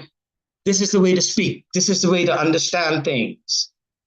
A man doesn't do that. A man has to take on the calculating role of how things ought to be said, how things ought to be understood. He said, and I thought as a child. How does a child think? Children don't think. They tend to be vague and unclear and sensual, meaning mostly responsive to their five senses about the world. They don't really think, they react to the world, mostly looking for fun, mostly looking for pleasure. So it tells me that if you put off childish things, that the man thinks unlike a child does. The man is not vague, is not unclear, and not about the sensual things predominantly in his life. The man puts these things away. And so if I was saying, offering some thoughts about how we all could, if we are not now that, be new men in a new Bahamas, the new Bahamas I will leave for others to discuss, I would say this. And I say this from experience, personal experience. A man has to be intentional about his life. Man is not about the business of allowing and observing others and reacting to the stimuli in the world and in the planet and simply going about in that reactionary mode. A man is intentional. This is my vision for life. This is my vision for the world. And this is why I have such a vision. And a man says, this is what I am in pursuit thereof in my life, in all aspects of my life, whether it is to do with my physicality or my intellectuality, or it has to do with my mentality, or it has to do with my relationships, or it has to do with my money. This is what I am about on planet Earth. This is what I am in pursuit of. That's what a man does that, unlike a child is capable of doing. That a new man, forgive me if I sound religious, seeks to follow his creator, seeks to do what his creator says. Because this was the flaw Adam had. It wasn't his environment, wasn't his work. Adam's flaw was he was given an instruction from his creator, the person who made him for a purpose and knew what he should be about. And he simply did not obey that purpose. This is what sets him apart from the new man, which was Jesus Christ. In that Jesus said, whatsoever I see the Father do, that do I. He said, I do nothing of myself, but such as the Father does, that do I. And this is why Solomon, who had 700 wives and thousands of concubines, and who had explored all the pleasures of the world, and who sought all the wisdom in the world, came to this one conclusion. He said, this is the conclusion to which I have come. Obey God and keep his commandment. And in other words, I have a creator.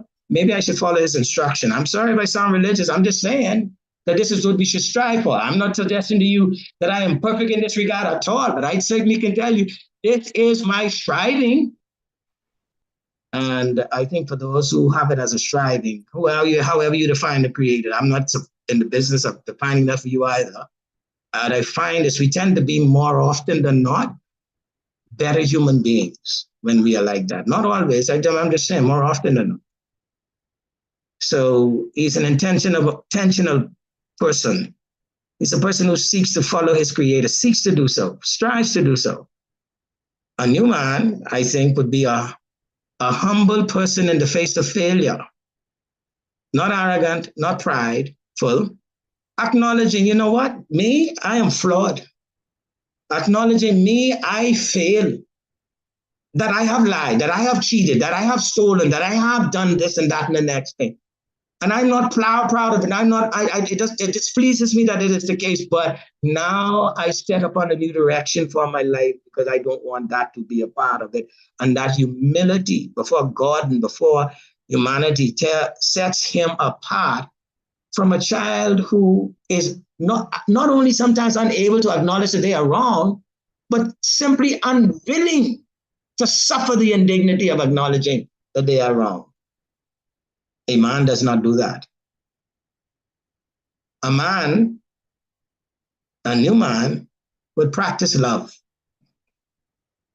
And love is not an airy-fairy word, because this is the problem I think we get caught up in when it comes to the notion of love. We think love is airy-fairy.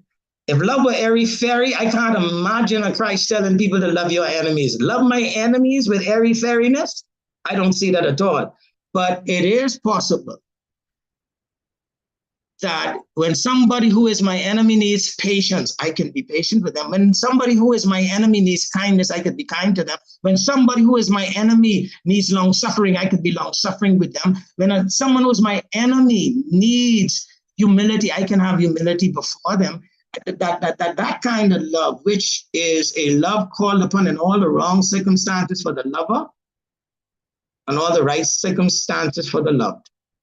It is that kind of love that presses a man to say, you know what? Even though I feel aroused right now and you are denying me as my spouse of a thing that would help me relieve this arousal, I exercise the patience, long suffering, and kindness that would not force myself on you, no more than a Christ would force himself, a belief in him, on any soul. The kind of love that has the kind of patience with children that says, I don't understand what you're going through, but I'm here and I love you more than I loved being right in front of you. Practice love. A new man, I think, with gentleness and kindness and patience and meekness would practice love. That's what I think. And a new man, finally, I think, and this is not exhaustive, but it's just my broad and impactful thoughts. These are things that are very near and dear to my heart. I think a new man would be attentive to the needs of others. A new man would understand that to look upon my own self and my own needs as if they are absolute and the only thing that matters in the world is certainly not why I was put on planet Earth. If God made selfishness a core character trait of humanity, we could not parent children. We certainly cannot love each other. And so a man has to know, when I wake up in the morning, it's not just about me. I'm not the only one that matters. I'm not the only one. I matter, don't get me wrong now, because sometimes it gets twisted too, where there's so much emphasis on some other people, or certainly some other gender, that we may feel that we don't matter. We matter too, but we don't matter exclusively. And a man would be attentive to the needs of others. I might tell you that being a man It's a full-time project. It's a full-time project. It's not a part-time job. And it has nothing to do with the roles we play. See, this is a mistake. Don't be a man in a role. Be a man first and then play your role. Right? Don't define yourself as a husband. Don't define yourself as a parent. Don't define yourself as a worker. Don't define yourself as a friend. Define yourself first as God's man, a man. And then that man, pursuing that which is noble, can in every role be a better man. Be a man first. It's a full-time project, but it's complicated by our nature, which is flawed. It's encumbered by our society, which has all kinds of notions about what we ought and ought not to be. But that is one of the reasons why man is intentional.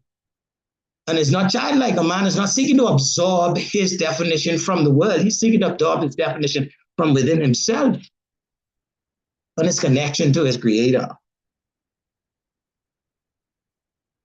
But I don't want to leave you despondent. I hope I don't.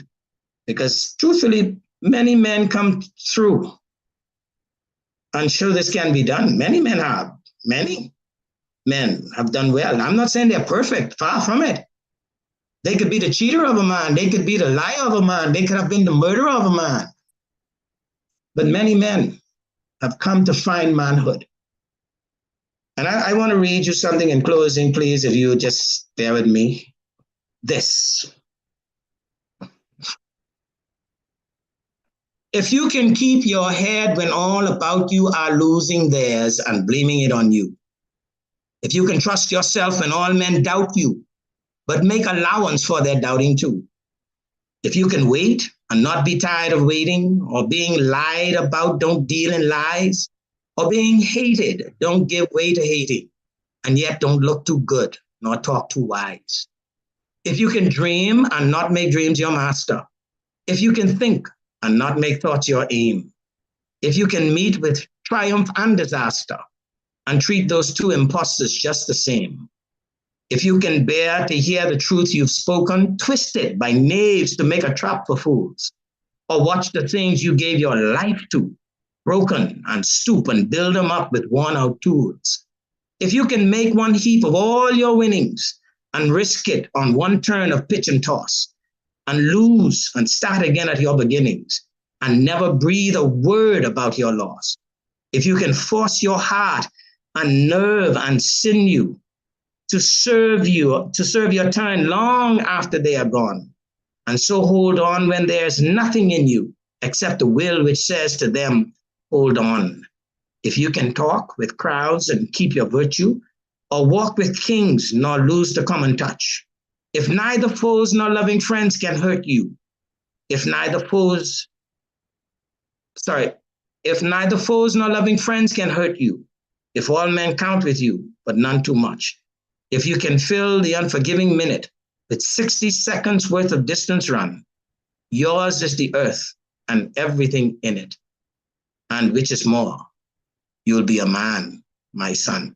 That's a poem by Rudyard Kipling that I read and try to embrace with regularity. It's called If.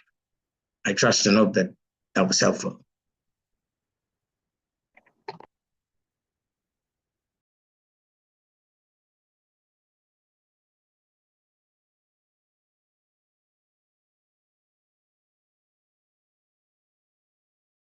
I'm going to have to find that and read that to my sons. When I speak to them about what they think it is to be a man, it's usually attached to some superhero off of television. So someone's Spider-Man and someone's Batman. But these are the figures that are in our face as children growing up. When I was younger, it was He-Man, Rambo, Mike Tyson, those that embodied strength and aggressiveness and being tough. But this idea of a new man is why we're all here today. And we say new, but it's really going back to where we were and shifting the baseline back to what we know to be its proper place. So next, we invite back to stage Dr. Robin Roberts to present on the way forward. don't consider myself spiritual, but I want to just look at it from a different perspective. I appreciate a lot of what Mr. Lang said. I want to go back to what we remember. You know, when I was a boy, there was no issue as to what it was to be a man. We had that rite of passage you talked about. And that is, you knew that the first education really wasn't paramount. What was important is that you went to school, you learned to read and write if you did, but you got a job. When you got a job, you saved enough money to buy a piece of property. And then you were able to build a house. And then, so when you had some land and property in a house, you can go to Mr. Brown and say, Mr. Brown, I want your daughter's hand in marriage. And he says, where are you going to put my daughter up? And then you'll be able to say, yes, you know, I'm going to put her up safely. I'm going to protect her. I'm going to lead the way for her. He said, good, you're a man, my son. And he gives in marriage. So there was a rite of passage. Well, today, the rite of passage of a young man is to seem like a young woman. The most important rite of passage is they have a driver's license in their hand and they can drive a car. And if you give them a car that they own, that's even better still. I want to suggest to you that more than anything stands out in terms of rites of passage in this day. And then you have the ability where you can stay out and go out, and you have the freedom to do that. The other problem I had was in terms of trying to define that today is we talk about the traditional role that could be from a Christian perspective. We talk about being a leader. We talk about being a protector, being a provider. And you know, when you look at those things, my problem when I was, yes, this is what a man's supposed to be like. My daughter was 1 year behind him. I'm trying to say, so what is it that I wanted my son to have that I didn't want my daughter to have? I wanted to be well educated, to be independent, to take care of herself, to protect her. I want all those things. So what separates her from him, in terms of him being a man and she not being that? So we have a totally different environment, as you would say, in what we are today. So it could be very confusing. So I really want to take this last talk to basically look at it from the perspective of how we saw it. And you will see that my presentation incorporates significantly a lot of what Mr. Lang said. So I want to suggest from what I said earlier that we needed a major paradigm shift today when we look at our boys as to what we want them to be when we say that you are a man and how you function in society. And so what are we going to fix and how are we going to fix it? And so I suggest this is the way forward. Well, the way forward to us with regards to men emerged from the work in the Crisis Center in recognizing an initial focus on gender-based violence. The impact of it, we all know. Headline stories. Every week we're seeing girls not only being sexually abused, but being murdered and killed. And we know that the percentage of women who are gender-based violence, whether they're slapped or beaten, whether they are attempted to commit suicide, whether the men feel their masculinity was threatened if their wife didn't listen to them, or whether some women perceive violence as a normal part of a relationship. And we used to say in Jamaica that if the man doesn't touch me up, I don't think he loves me. We know from hardcore facts that our police statistics showed us that we see at least one report of a sexual abuse a day. And we believe that only represents 10% of what's going on. And so, as a result of that, recognizing we have a major national problem, that the government of the Bahamas in 2014 elected to have a national task force on gender-based violence in order to define a national strategic plan to eradicate gender-based violence.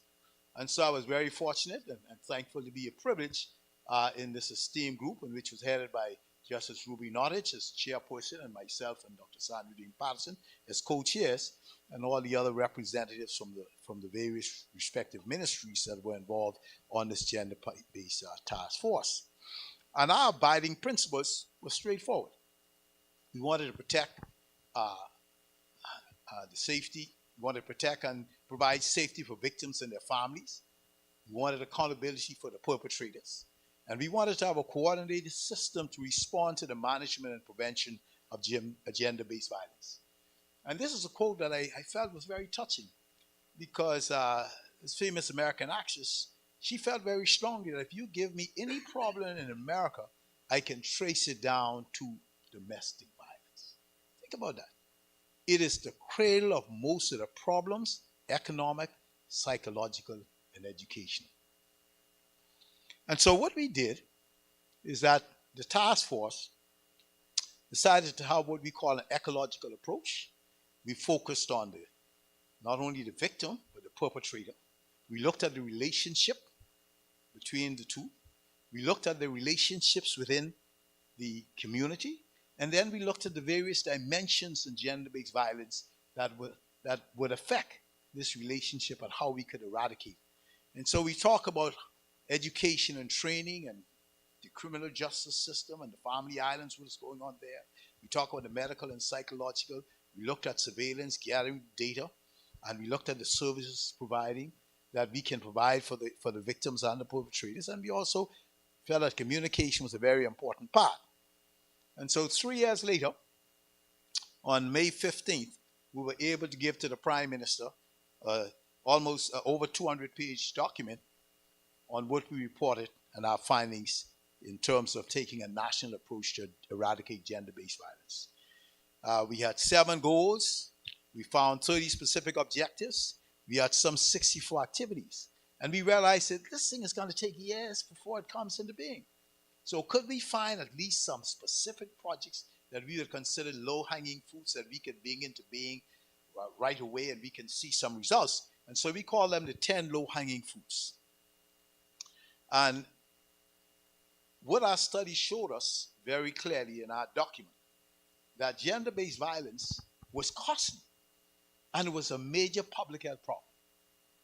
Very costly in the society. In fact, in the US, they estimate that gender-based violence was costing some $8.3 billion in the United States. They were able to document in terms of what it cost the police force, what it cost in terms of prison time, what it cost in health services, premature deaths, family disruptions. Okay? So they realized that we had a major burden on society, very costly. It could happen to any one of us, directly or indirectly. But the most important component of it was that this was preventable. And so when we look at a public health problem, we said maybe we should have a prevention health model. And in the prevention health model, we don't just talk about diagnosing what the disease is and then how to treat it and education and how to promote wellness. We look at it from the point of view right from the beginning, how can we prevent it? We have primary prevention. So we said, listen, can we treat this condition such that it never occurs? So we vaccinate our kids so they never know what it was to have smallpox or polio. That's primary prevention, right from the beginning. Then we look at those that are at risk. And we said, good, can we identify those folks at risk so we can have secondary prevention? And so we can focus on, yes, we know that women are more likely to have cervical cancer, so therefore we can make sure that when they reach a certain sexual age that they get their pap tests and so on, so we can prevent those things from happening. And then for those who are the victims, those who are being affected by the condition, we said, so how can we now have tertiary prevention where we can make their life better? So can we look at this approach for gender-based violence? And we looked at our 10 hanging fruits. Some of them actually came into being in 2017. We were looking at starting some work on reforming the family courts. We established a male desk that we didn't have before. It was just a female desk. We started some public awareness campaign. We looked at what was happening in the family islands, what we need to do.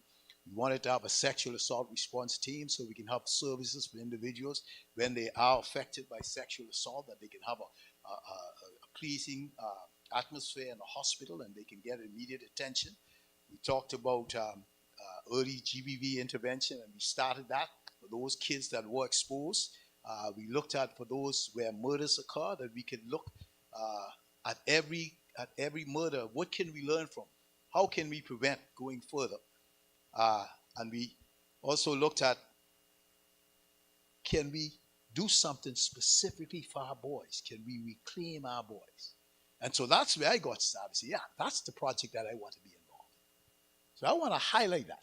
And the other one down the street, we also specifically targeted the perpetrators because the evidence is very clear that in perpetrators who are involved in one of the programs to appreciate the emotional components and the psychological effects and the behavioral attitudes and what needs to be changed, that those men who complete the program 10 years down the line, 90% of them have not been engaged in another abusive action. So we know that there can be treatment. And so we focus on what can we do to reclaim our boys, recognizing that the major problem is that transition from boyhood into manhood. And so looking at the gender-based violence issue, we realize that, it's not only the women that are affected, they are the boys that are affected and at risk. And we talked earlier of the fact that men are absent in the home. And you can't have the burden, the role, the responsibility solely on the women. We need to have the fathers in the home because we know what are the problems that arise in the family when the men are not there. And so the essence of reclaiming our boys was, number one, we wanted to have a mentorship program in which they can look at this new reality of masculinity. If I were to take Mr. Lang's approach, I would say, listen, it might be for us to look back and see what we had that was good that we need to reincorporate in what we want. And we said, well, if we're going to start, we have to realize we got to start small. Let us look at a junior school. It was debatable whether we should start at grade 7. Maybe we should start as early as in primary school. We decided we'll start in the junior school. And we would also have a pilot project where one stream at a time. We're not going to, as folks would say, we're not going to climb our basket. We're not going to have our basket too high that we can't reach. We're not going to eat off more than what we can chew. We need the volunteers. We need men, particularly, who are going to go into the schools. And they're going to be the mentors. We've got a lot of organizations that are already involved in the school. We need to form a network. There are some areas where we don't need to reinvent the wheel. We can harness what we have already and make it better. We consider what we're doing a prevention program. And one of the most important things is that when you set up doing a national program, there's an administrative component that cannot be volunteer. You've got to have a situation where people actually are paid to do a job. And so they have responsibility, they are paid to undertake that, to make sure the schedule is right, to make sure people are being involved, to make sure the kids are going to be in there. So you're going to have someone who has to schedule the program and what's going on. What exists in the school already for some time that's already there is a family life curriculum. We could spend the whole next hour talking about the family life curriculum and what is involved and what we're supposed to do, but somehow it got lost along the wayside. We need to relook at that program again, and we need to see where that component that brings in a lot of those issues that Mr. Lang talked about. But in terms of saying we need to look and see how we can develop self-esteem in our boys, how we can look at a path for growing up to be a man, what is involved in being a man. They have examples in order to do that. And so we're looking at that family life curriculum. It talks about conflict resolution. All of those are part of it. A lot is there already.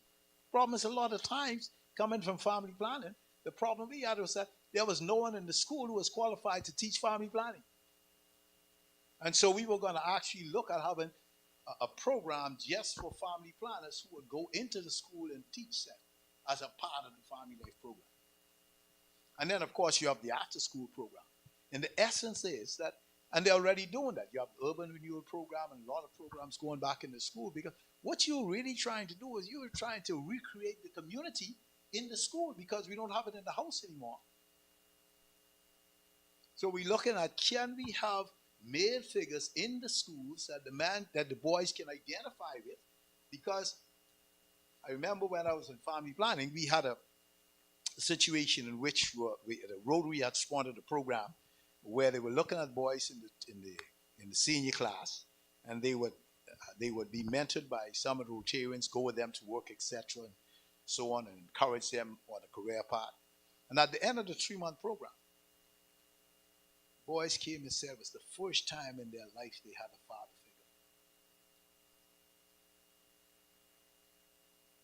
So there's something about having a man in their life that's important for them in terms of developing what we want it to be. And so when we look and they say, well, what's in the Caribbean? Because I know they're getting the same problem that we have. There's an organization that is called Caraman, okay? And it's a Caribbean Action Network.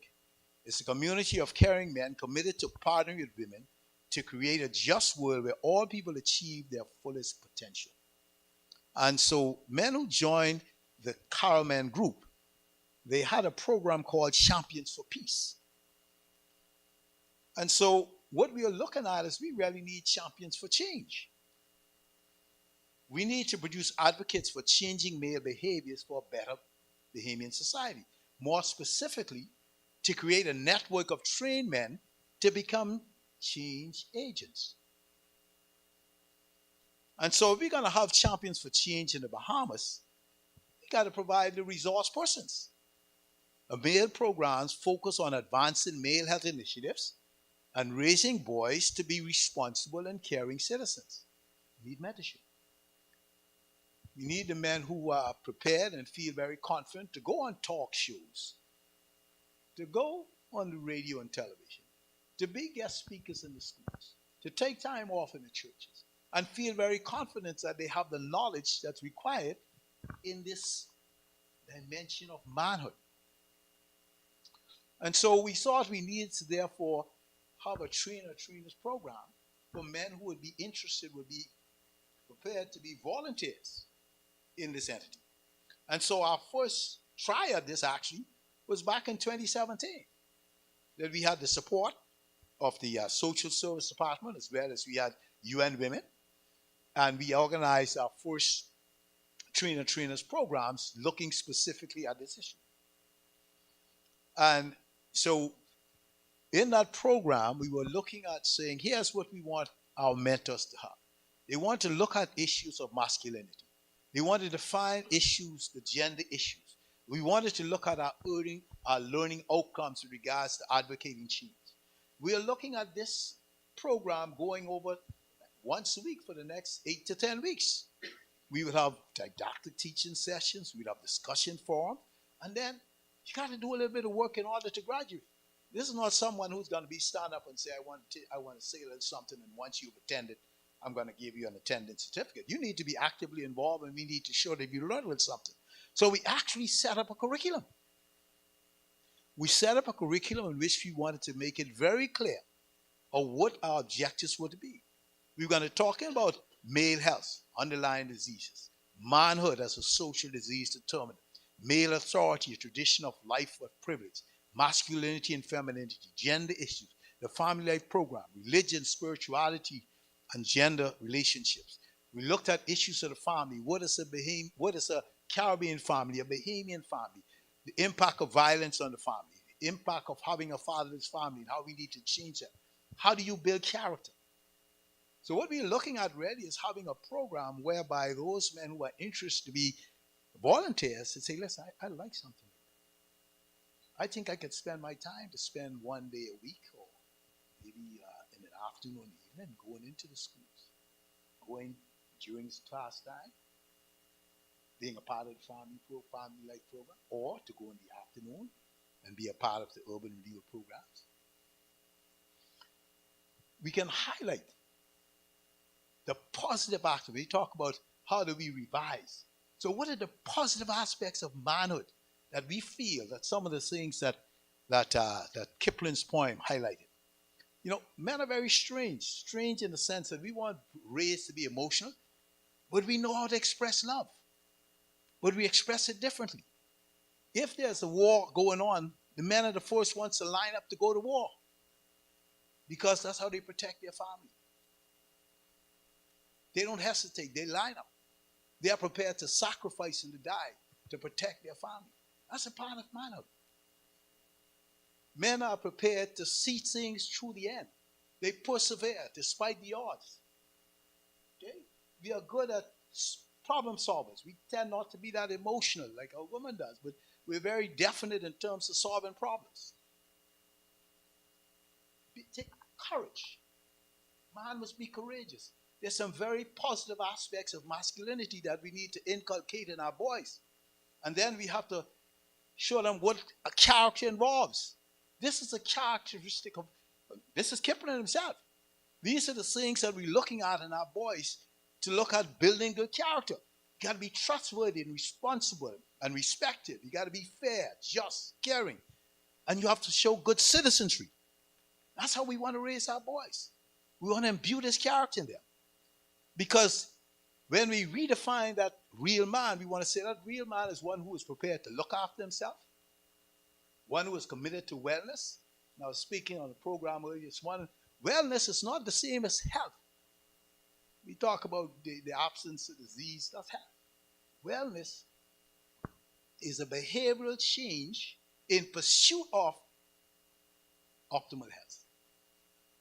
And the pillars of the wellness, first of all, is your personal responsibility to look after yourself. Not your doctor, it's you. You need to know when the time to go to the doctor. You need to know that your annual checkup. You need to know what your PSA is. You need to make sure you get your colonoscopy done when you should. That's your personal responsibility. You must know the importance of your nutritional status, what you should eat and how you should eat and how much you should eat. You should know the importance of exercise.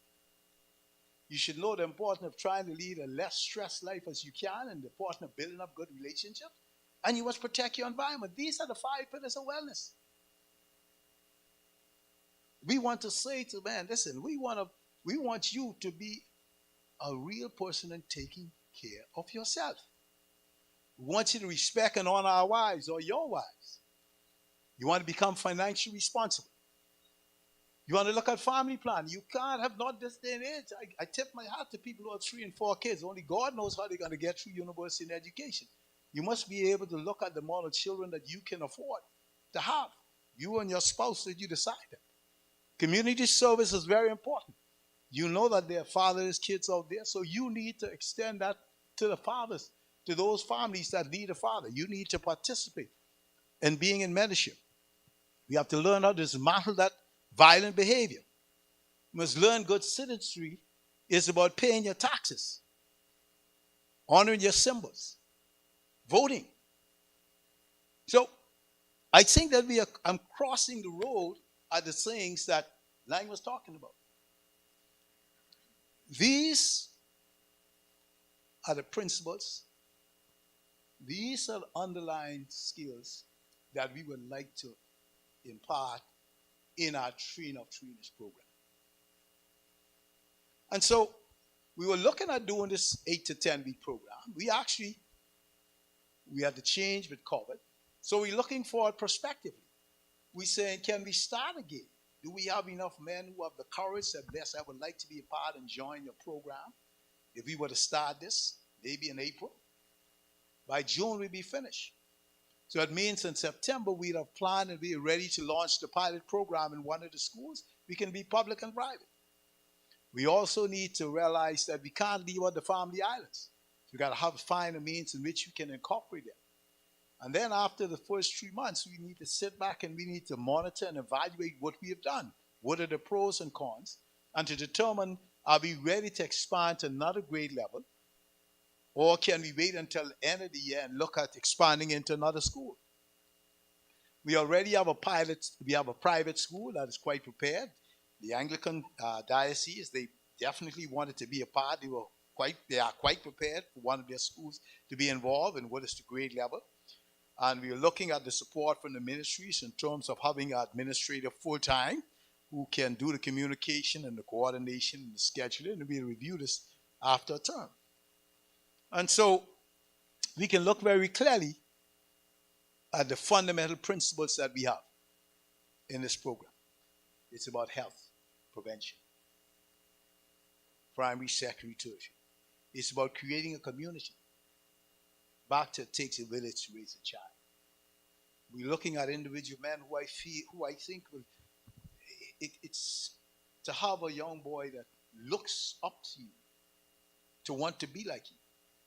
In every aspect, is probably one of the most rewarding things that you can have as a man.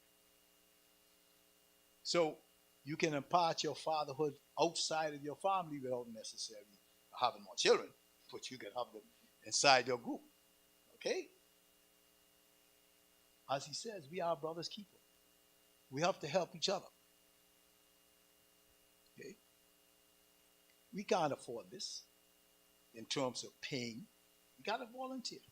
You know, Bill Clinton wrote an excellent book on the impact of being volunteers and what it means to give back. And then, of course, is management administration. We must realize there's no quick fix. This is not something that we can say in 6 months we have success. A normal family planning program tends to take a minimum of 5 years, ideally about 10 years, to see the kind of change you want to see in your community. It's not an overnight program. So one of the most important aspects that we had, finally, in our program of our gender-wise task force, is we tried to set up an institution called the Gender-Based Violence Authority. And the Gender-Based Violence Authority comprised of 3 components. The most important component was that of the National Community Council. In the community, there's a community council. And then the next level was a secretariat. And the next level was the board of directors. The most important component was the community council, because what we are trying to do is to get every organization in the community that is involved with the children, be it scouts, Havanas, guides, whatever, that they would register within the federation, and their representatives would select a chairman of that council, and the chairman of that community council would be represented on the other 2 components. That is, they would be a member of the board, and they would also be a part of the Gender-Based Violence Secretariat. And what the secretariat was, is where you had your experts. So therefore, in my community group, we decided in my church group that we have a nice little program that we want to have with the boys to get together once a week, and we want to even set up a band, or we want to have a reading group or whatever, and we need a little funding for that. Can I now take the idea that we have? Can I go to the secretariat where the experts are? Can you show me how to write up this program? Can you define for me how I can outline my objectives, my action plan, how I can monitor, how I can get some funnies, some monies? What are the legal implications involved? How can we do this technically? How can I apply for an international grant, for a local grant? So you've got the secretariat there, so the experts are going to do all of that for you. And then finally, you have your board of directors, which will be comprised of those cabinet ministers, the ministries that are involved in the gender-based violence, and you'll see soon in a moment. And then you have your private arm, your public-private partnerships, whose primary responsibility is to raise funds in order to drive this program. And so we looked at setting up this gender-based violence, which UN Women felt that this was the most unique program they'd ever seen for community building, and they thought that they praised it as one of the best programs they'd seen in the Caribbean. And so what you're really looking at is something that is driven by the community, because they're the ones who are going to come up every year. They're the ones who are going to say, these are the programs, this is what we want to see in our society. Can you help me to structure it so that I can have I can design my house and to build it, and I can monitor it and live it in and see what happens. And then I have my board that I can apply in order to get some funding if I need to, in order to make this happen. And so we looked at 6 ministries that are all involved in this whole idea of gender-based violence. And so we feel very strongly that if we can have Reclaim Our Boys, if we can have such a program, We are prepared to, we have our curriculum mapping done. We are outlining our discussion groups, our didactic lectures. We would like to, we've already identified a place. We'd like to have people who will enroll and says we're going to send something out in the newspaper. People will be able to sign up. And once we feel we have a good cohort of men who are involved, then we'll start our program. We open in about 3 months. Then we'll be able to say, good, here is a school we identified. In fact, that school is already being identified. And we're going to set out that schedule, what we want to see, what we want to achieve. And I'm hoping that when you go home tonight that you'll be able to realize that if we're going to change our society, we got a big load to carry. It's a lot of work. But it's not the load that breaks us down. It's the way we carry it. And if we all can take a little bit of the load and carry it, you will be surprised at how we can transform our society in a short period of time. And one of the examples I like to use, I remember when the family planning, and I want you to leave and think about this a moment. When the Family Planning Association came into being, I give credit to the late Dr. B.J. Nottage, who was very instrumental in starting the organization. The average, this would have been in the 60s, you're looking at the average Bahamian woman having like 5 to 6 plus children. That's what we call the fertility rate. The average woman having 5 to 6 children. My mother had 5 children. My sister had 10. My other sister had 6. Within about 10 to 15 years, we have dropped the fertility rate in the Bahamas down to 2. It's actually 1.9. The average woman today in the Bahamas is having about 1 to 2 children. Even our teenage pregnancy rate is dropping.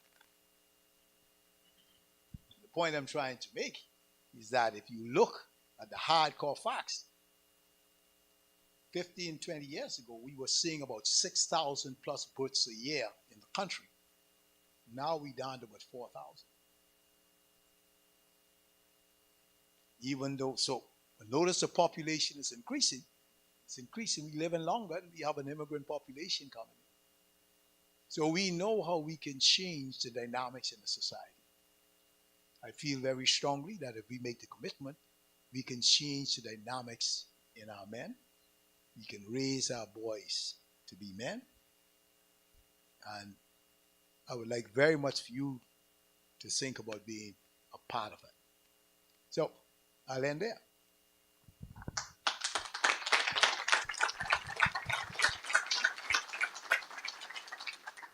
So, you can take any questions.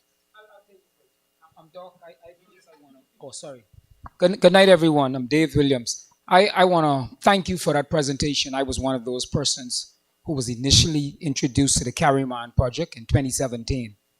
And for me personally, it started the journey with the CSJP. I got some training with CARICOM and the IDB.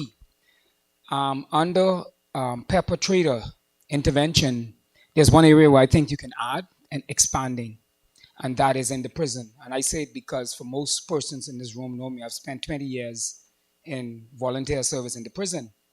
And in 2020, Kendra Bow and I, from Rite of Passage, we had a program. It was the first time it was ever held, and the first and the last time. We had a class for 25 persons charged with crimes against women and girls, right? Sex offenders, as well as the violence. The program was about 80% completed, right? And then COVID came in 2020, and it was facilitated by a grant through the Department of Gender and Family Affairs. And obviously, I'm hoping that we can go forward with that again, because it hasn't happened since then. But I just shared all of that to say I'm appreciative of the program that you shared. I openly will say I'm prepared and willing to be a part of it as we sit down and discuss the way forward. But also we want to look at the component, because my passion is prison ministries.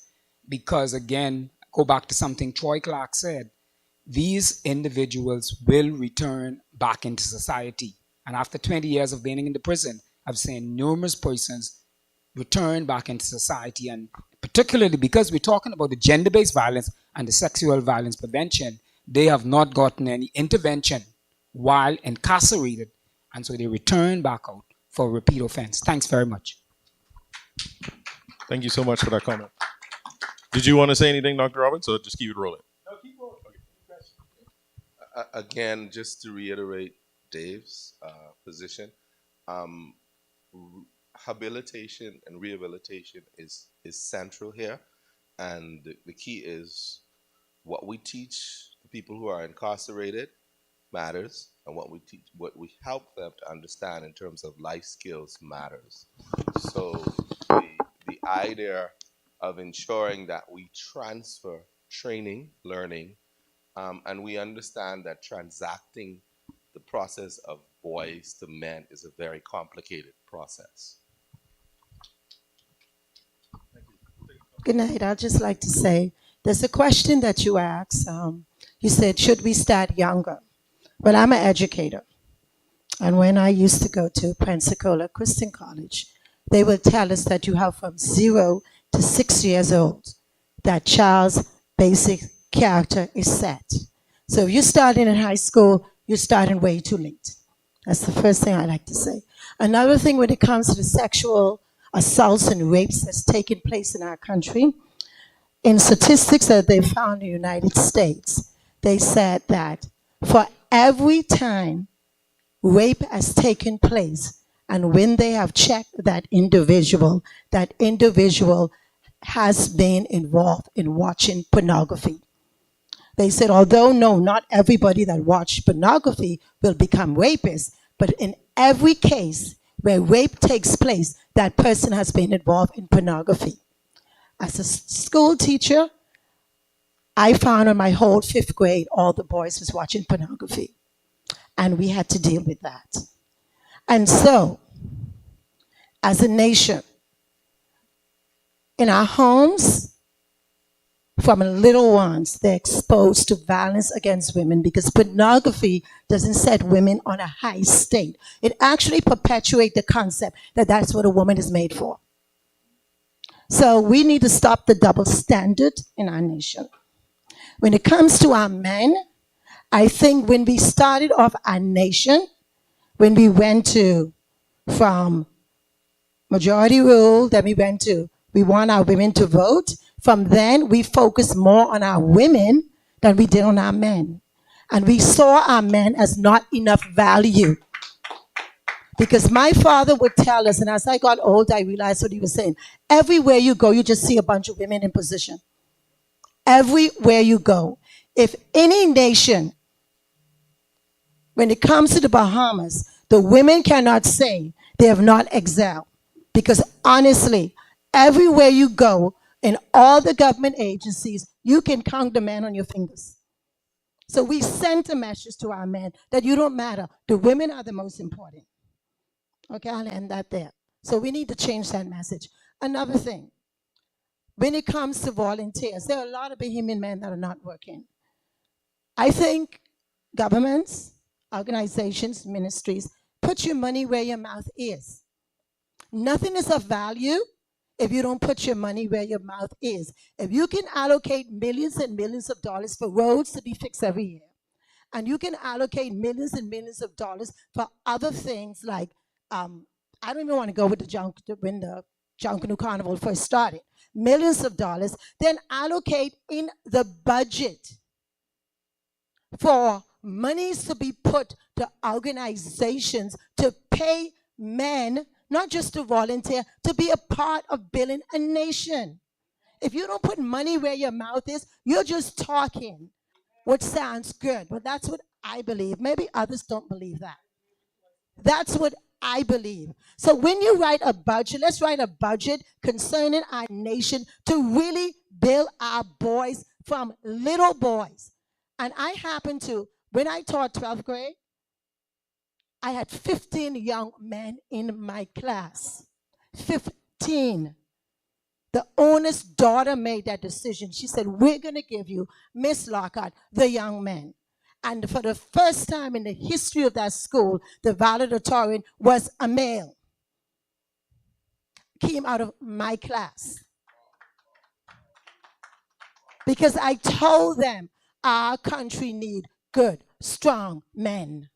We don't need any more women Women are already running everything in the nation. So let's deal with the abuse. A lot of it is linked to pornography. Our young boys are exposed to pornography in the home from young. 5th grade, 4th grade, I taught them. Okay? In the high school, it's there. We need to deal with that. That leads a lot to men not seeing the proper value of women. It leads to men seeing women just as something, as a sexual object. And it's in the homes. I'm going to stop there. I'll give someone else an opportunity to talk. Right. Thank you so much. But I let someone talk for a minute and I just want you. Yes, you wanted to ask a question? Yeah, we'll sorry, he has the mic, and then we'll go there, and then we'll come to you next.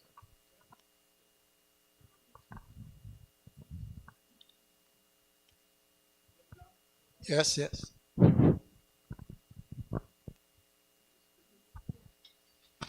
Well, good evening. Doc, let me tell you, my toes are wiggling inside my tennis. I am so grateful and appreciative to yourself and your panel. Doc, Patterson, appreciate you, ma'am.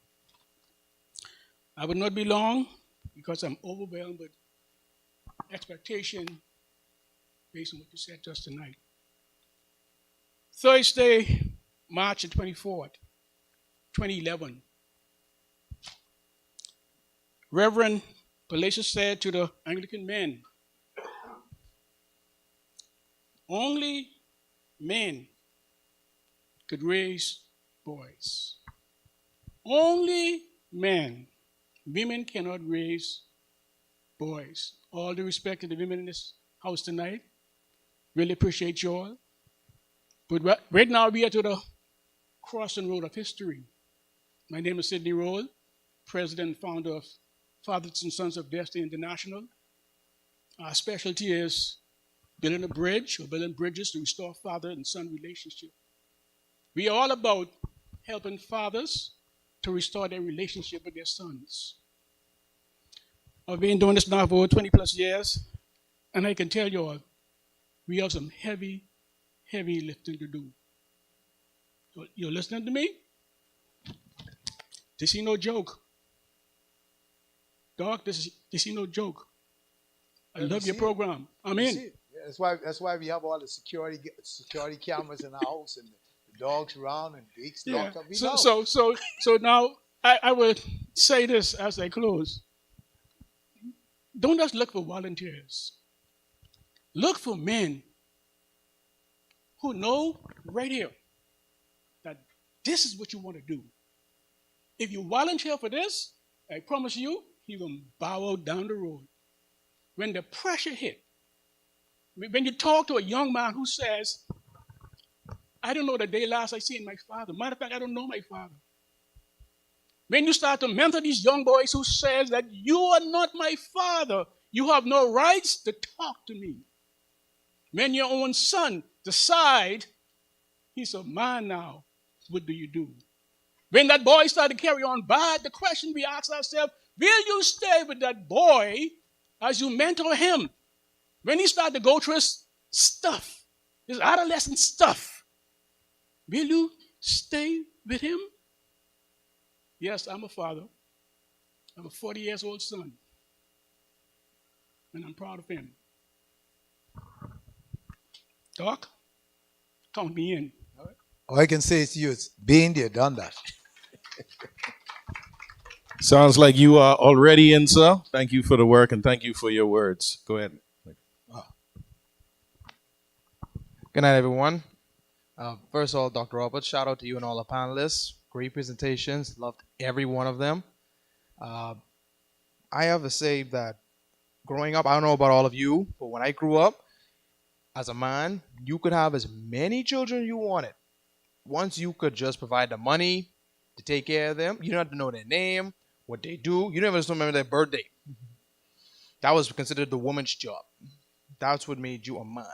My question is, what do we do to get close into the family to change that culture? Because really, I think that's one of the reasons why, one, as a man, they think having kids proves you're a man. I don't know why people think that. And two, have children, no offense, children cost money. like you say, half or a quarter of a mil. Not everybody has that. So how do we change that? Well, oh, you don't have to really know them. You just have to pay for them. That's it.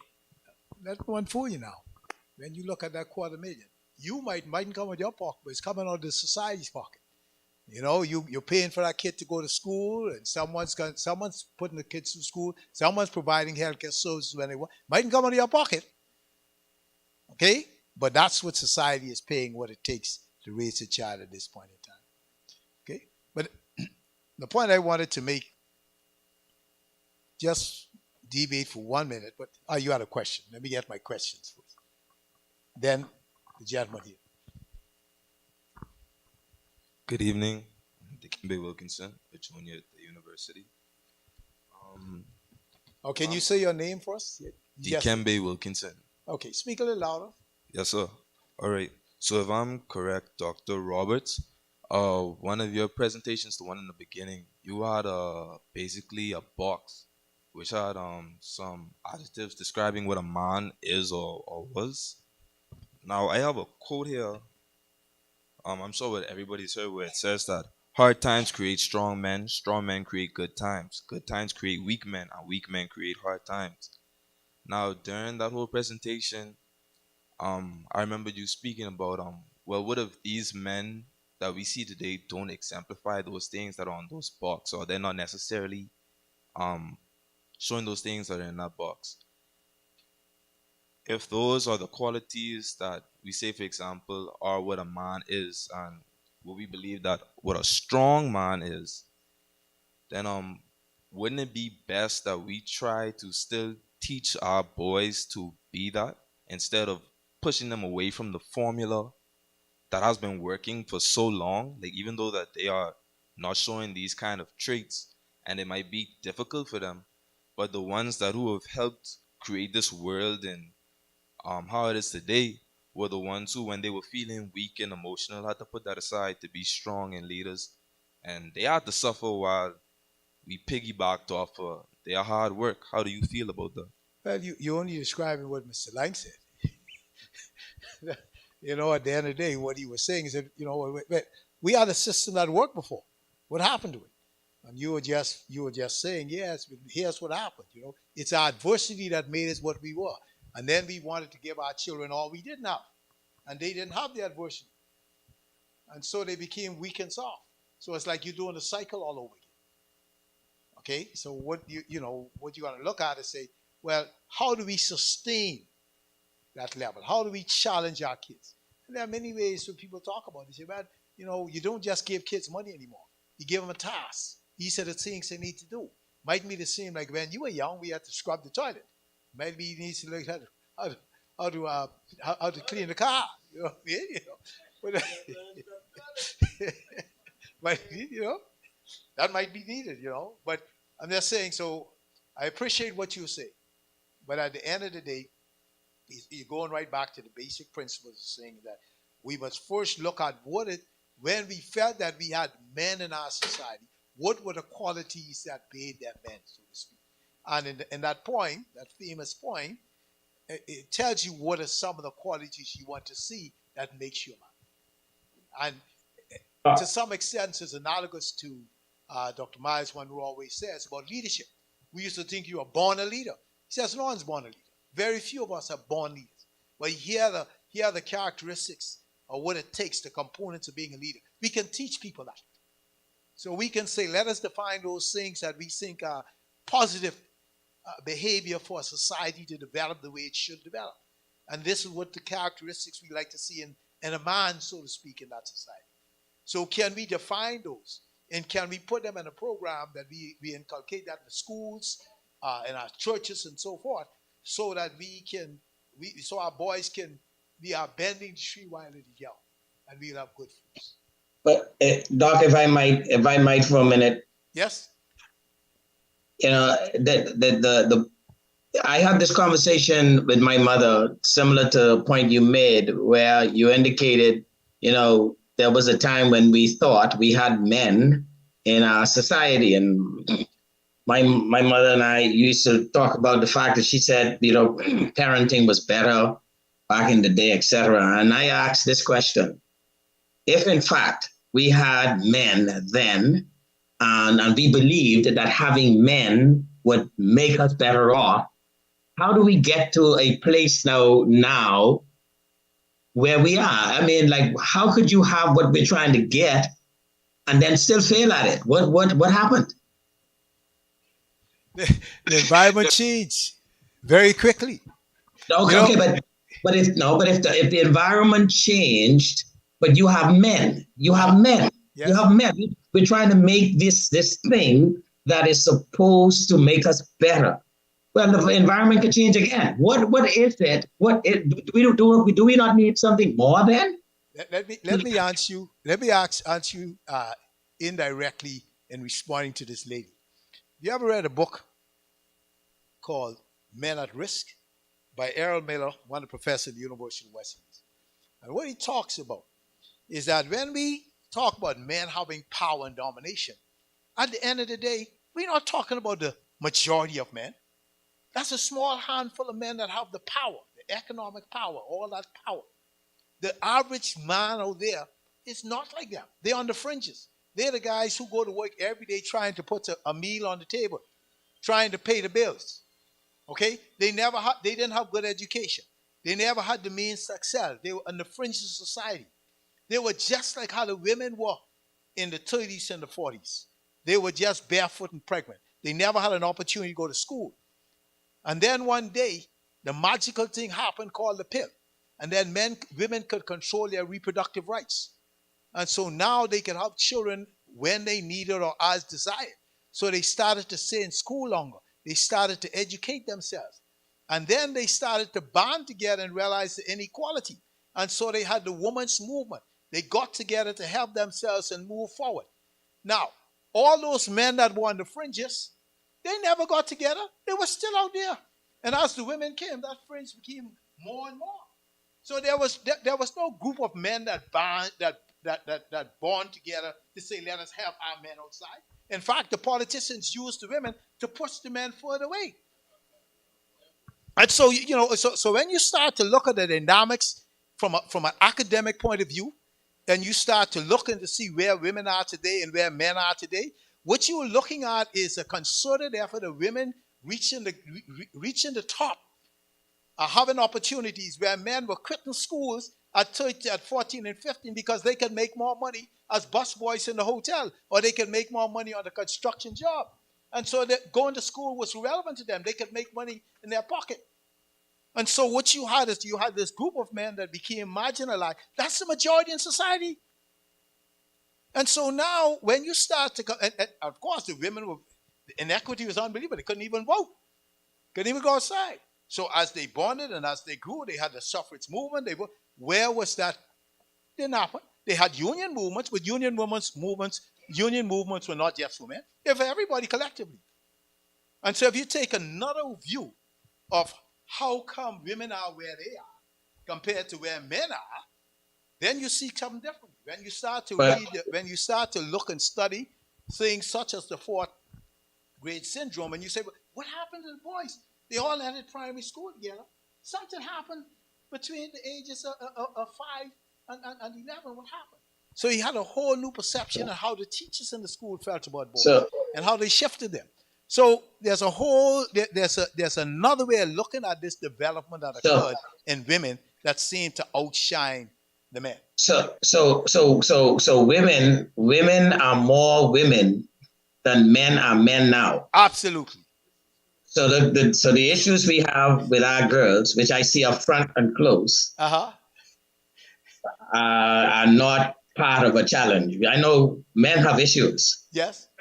And men's issues with violence is rooted, I believe, in the fact that their physical power. Yes. Because I assure you. All they got left. That's all they got left. All they got left is they can overpower women physically. They ain't got nothing left to overpower them with. Exactly, but I'm trying to see the reason why I point this. The reason why I look at this is because, and I went back to something, and I wasn't trying to be theological. I just say if we are people who believe the historicity of what was reported to us, we have to see a fundamental challenge with human beings. And the challenge is, in a perfect garden made by a perfect God, given very few instructions to follow, having employment, having a good environment, having companionship, a man failed. And that man had his child fail in all that perfection. So why don't you say a man and woman fail? No, well, because we're talking about man in this instance now. That's why we're talking about a man. That's what we're talking about, man. You're talking about man inclusive. No. I'm saying because we are in a seminar that is exclusively about men now. Okay. I am isolating the man. The man failed. He got an instruction, he failed at it. So what I'm saying is, I think that manhood and the struggles and challenges of man failings and successes have to be regarded in some really, really, really fundamental ways, because even with all the right set of things, a man can still make a bad set of choices. And the question is, like, what do you do about that? Like, what can we do about that? Because I think that's at the heart of the fact that you had men who we said were capable and good, in quote, men, and yet they produced these children that went a different way. But my response to you would be very simple. As a physician, I would say those are what we call the social determinants of health. The environment changed the man. In the environment, there was a snake. There was evil out there. Okay, in the perfect world, he didn't say there was a snake, he just said beware. He didn't teach the man how to get rid of the snake. He just said beware. And behold, and the snake ain't gone nowhere. And the snake ain't gone nowhere. Yeah. All right. Any other questions? Dr. Roberts, Mr. Lang, we're going to go right here. So we got 3, and then we're going to work our way over here. I'm coming to you guys. I forget what you.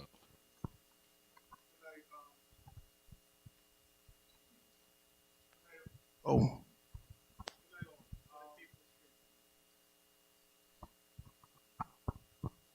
Okay. Thank you. Good night, everybody. This meeting is very timely.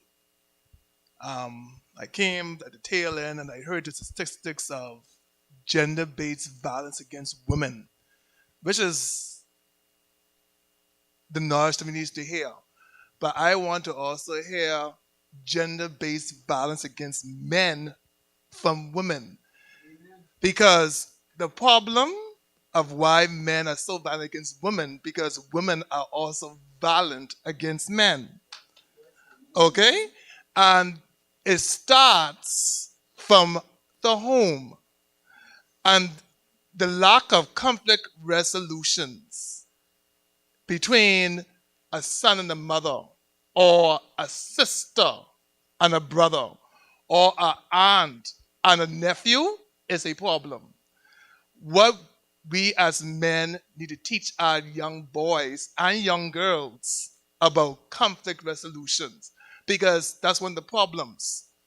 And also bullying is one of the problems, especially bigger boys against smaller boys, bigger girls against smaller boys, smaller girls against smaller boys.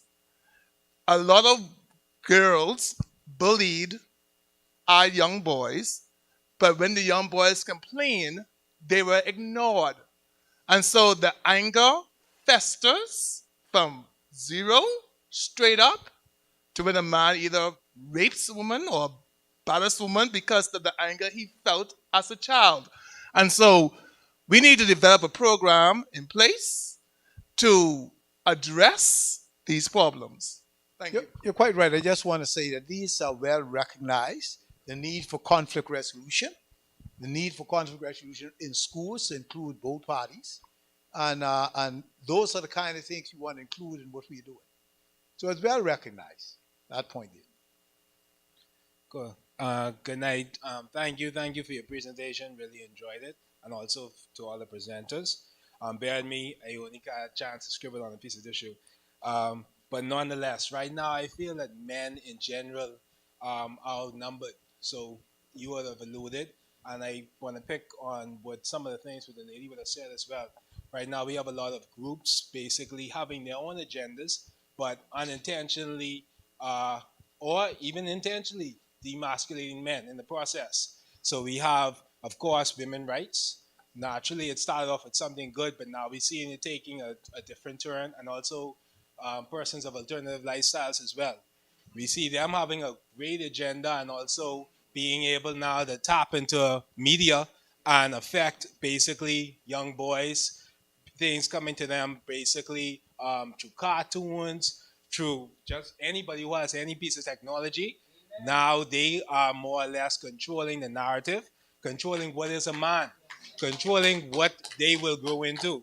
So I want, and even in the process of content, we see things as masculinity being labeled as toxic masculinity, meaning just the mere fact of me being a man or displaying manly character, it is labeled as toxic. So I say all that to say that coming back to the point that you and also the gentleman here, and there's another guy, it's a heavy load basically to lift, not just considering the work that needs to be done on the ground, but realize that as you do this work, you still have forces basically pushing against you to fight against. So the battle done hard in itself, but now you're fighting against forces that way beyond us. Also say that to mention that technology needs to be a big component of your program. While it is good, it is great. Realize that technology, how you could say, a lot of it would have been more appropriate, say, in the 90s, where we had more closed environment. Technology wasn't as rampant or as widespread as it is now. In order to win that battle, you need to fight fire with fire. So I feel that technology needs to be a big part of your program if it is to be a success, but definitely impressed with everything that was displayed tonight. Thank you again. Thank you so much. Down in the front. Just a brief announcement for those of you as you leave this evening. Just outside of the door to your right, there are some light refreshments to go. So as you leave, just make sure you check out the station to your right as you exit. Thank you. Go ahead. Yes, good evening, everybody. Mark Humes, and I do also want to congratulate you, Dr. Roberts, and the panel for this presentation tonight. Again, like everybody said, it is very timely. As a matter of fact, just about 3 weeks ago, I launched a streaming program that's looking at global issues impacting men of color. So again, I think this is extremely timely, and we do need to be able to create spaces for men to talk openly and honestly about their experiences, their lived experiences as well. One of the questions I think you all posed was what made the difference in the way men were back in the day versus the way men are now. And you're correct. The environment has changed. The values have changed. Our values morphed somewhere in the 80s with that drug culture, and the values and the idea of discipline sort of changed. But I think one of the things that I've recognized in all of this is most times when we look at these issues, we look at these issues dealing with the effect and not really sort of tackling the cause. And I think most times we don't tackle the root cause because the cause, it's a very sensitive issue. It's an extremely emotional issue. And when I've heard a tremendous amount about teaching. Teaching starts in the home.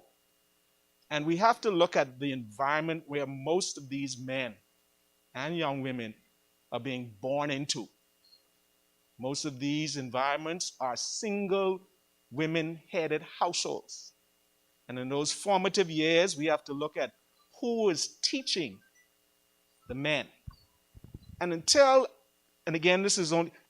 we find a way to deal with that issue, speak openly and honestly about this issue, find means in which we can deal with this issue. And when I say this issue, I'm talking about the issue of women in particular and having children outside of marriage, outside of a home where there is a man present.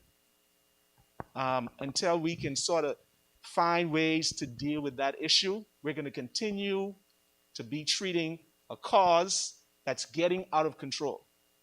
Because what we have right now, this is the remnants of when we started, our values started to change, and the product of that long-term effect. This is what we're sort of dealing with now.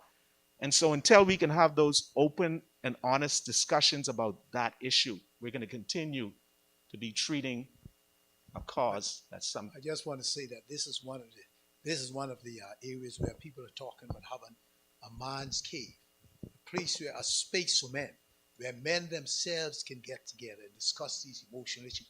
We are great at talking about who's the best basketball player and football player and so on, but we don't talk about the problems that we have. All right, I'm reminded of the story of the three fellas who they did everything together.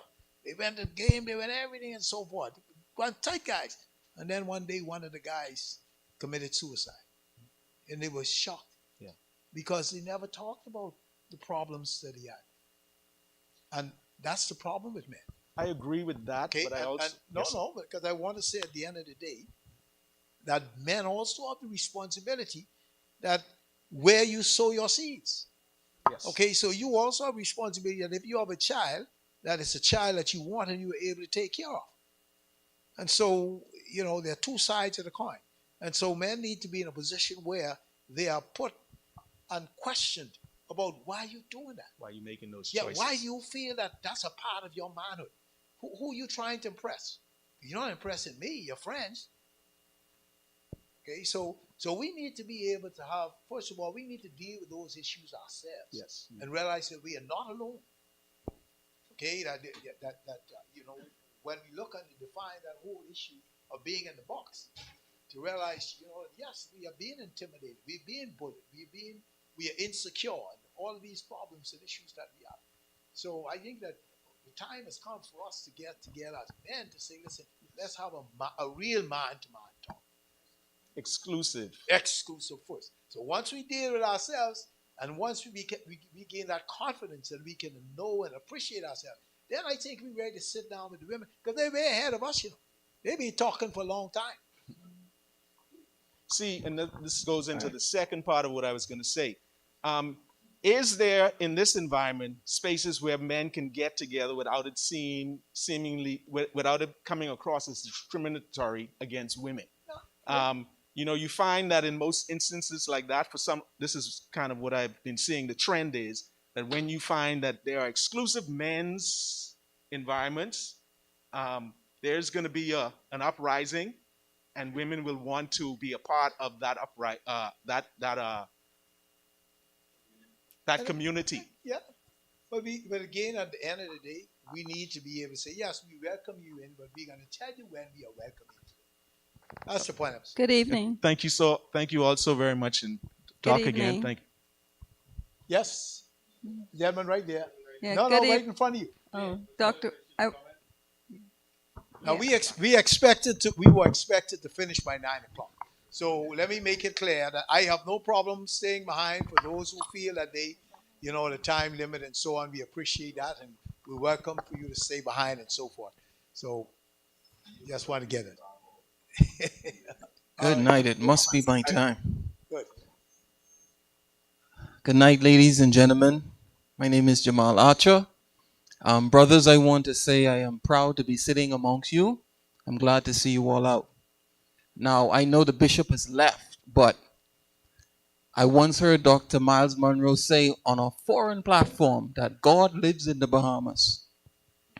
I also hear Bahamians say that this is a Christian nation, and those who have a difference of an opinion says this is a religious nation. Many scholars argue that Christian principles and Bible scriptures are central in the formation of human values.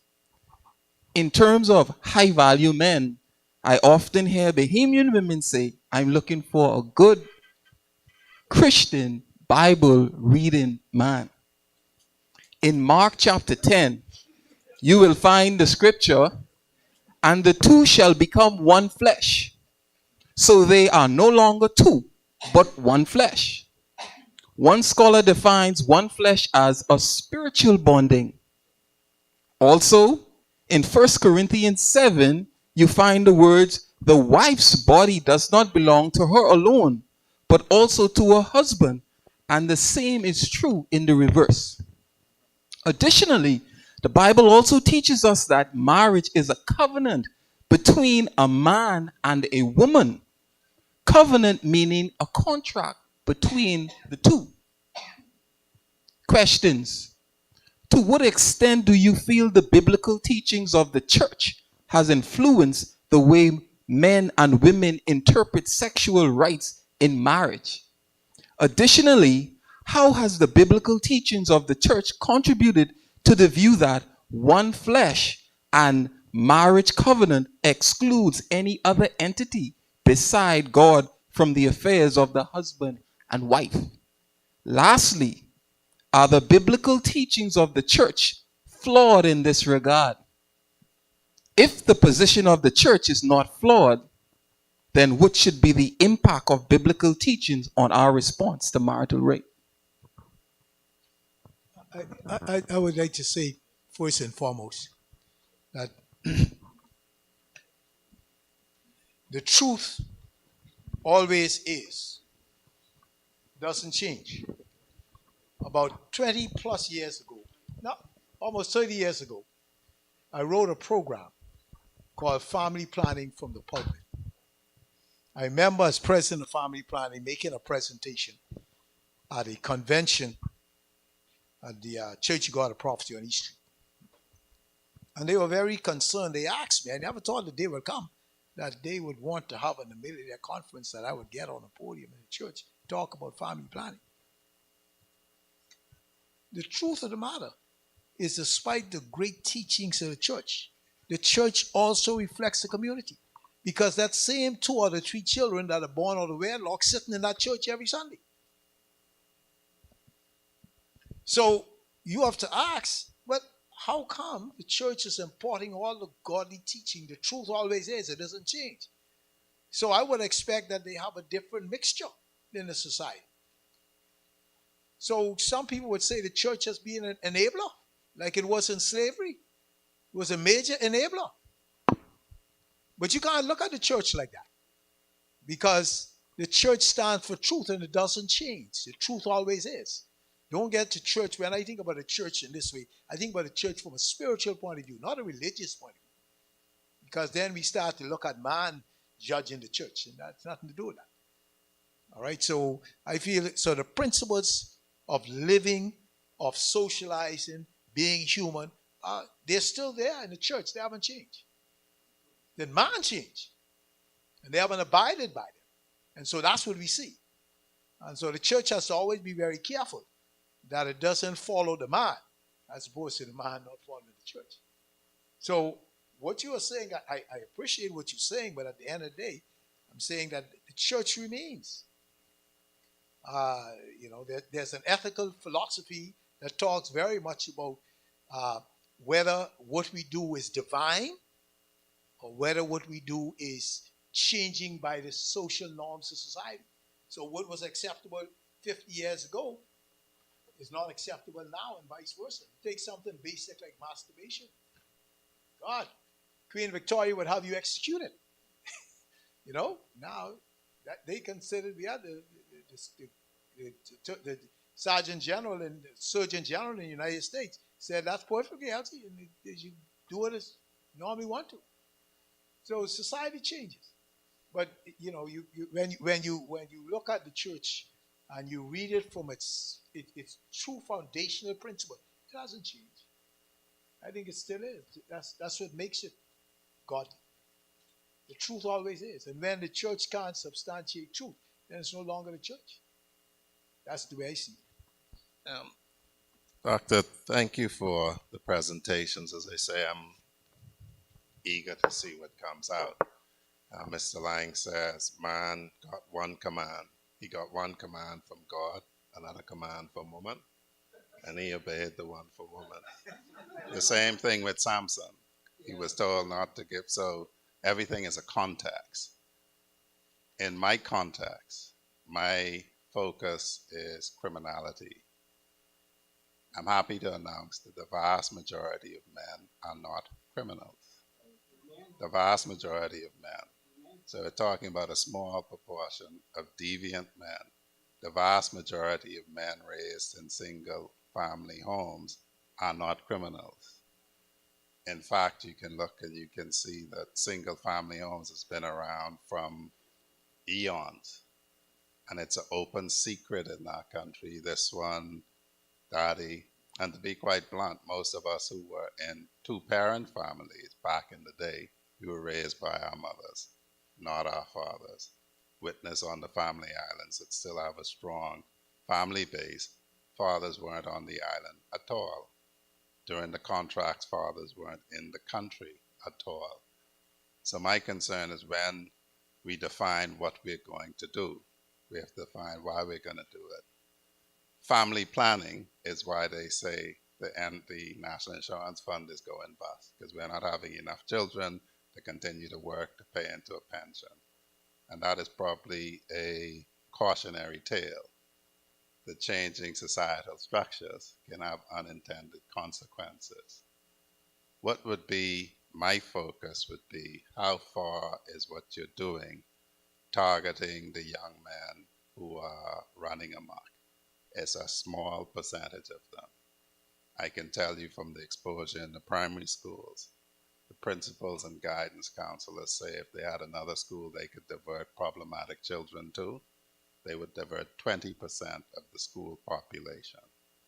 So in a school that has 500 children, they would be sending 100 children to this school, and equally male and female. No special emphasis on boys. Hypersexual girls, aggressive girls, we're experiencing that. And so while we're talking about recreating the man-child, the issue is who are we targeting?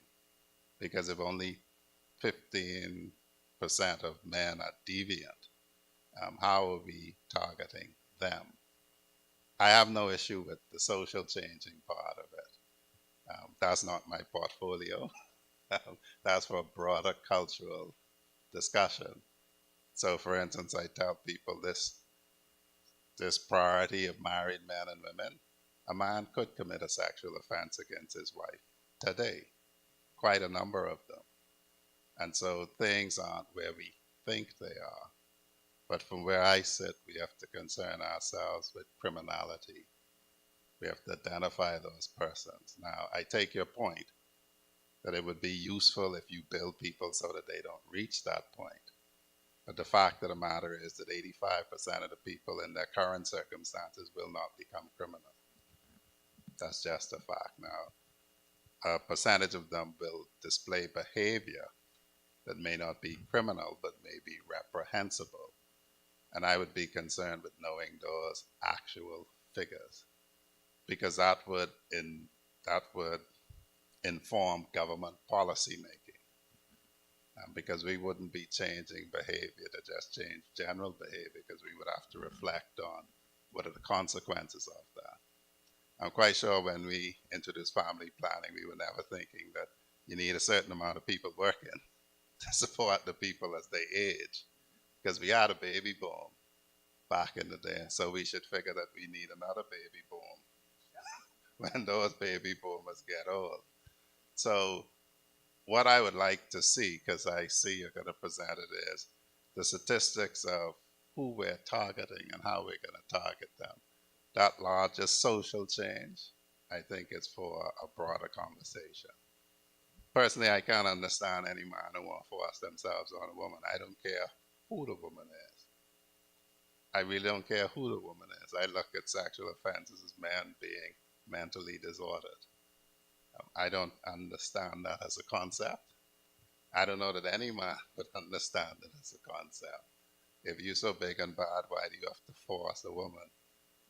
So, stuff like that, the marital rape thing, that's not as important for me as to confront the actual criminality that we see raging through the country. And yes, we have to change the stop the young men becoming youth at risk if we can help it, and the same with the young women. But how do we do that?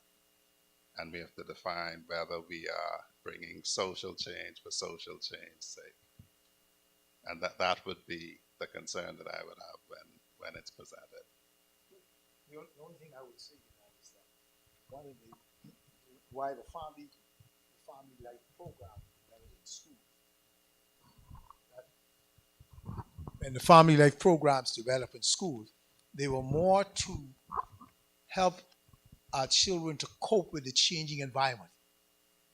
Okay, so therefore you introduce things such as conflict resolution, example. Okay, so so that's would be my response from that perspective. It's not necessarily to say if we can get them to appreciate the pillars in society and what are their roles and responsibility as good citizens, then we'll have a better society. So we look at it from that perspective.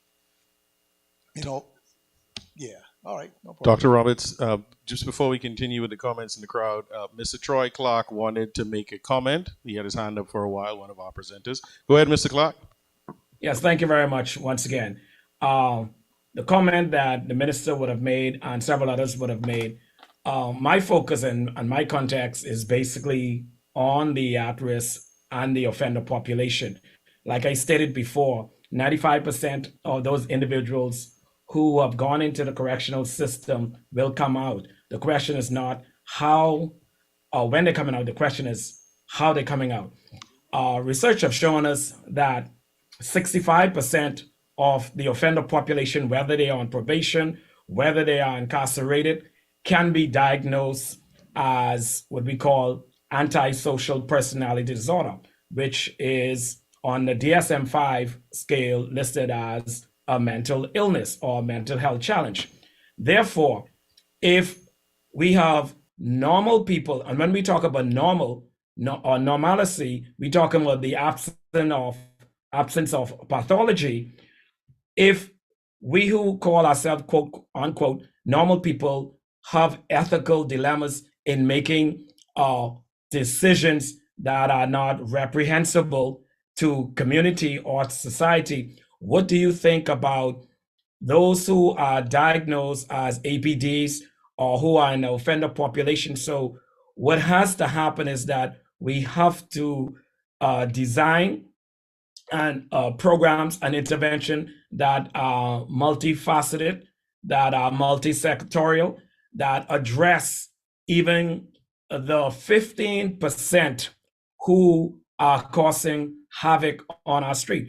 For too long, we as a nation have addressed the antisocial personality disorder or the conduct disorder or the opposition defiant disorder with what I would say the cancer with an aspirin or a water pill, and not really address it from an evidence-based approach. And so when we look at prevention strategies or prevention intervention, they must be research-driven, they must be evidence-based in their approach so that we can have the desired outcome that we are looking for. So even though 85% of our population are not criminals, but they might commit or do things that are reprehensible to society or community. In the totality of things, we can still have what we call prevention intervention for those individuals so that they would not enter or become a part of the 15%. Thank you.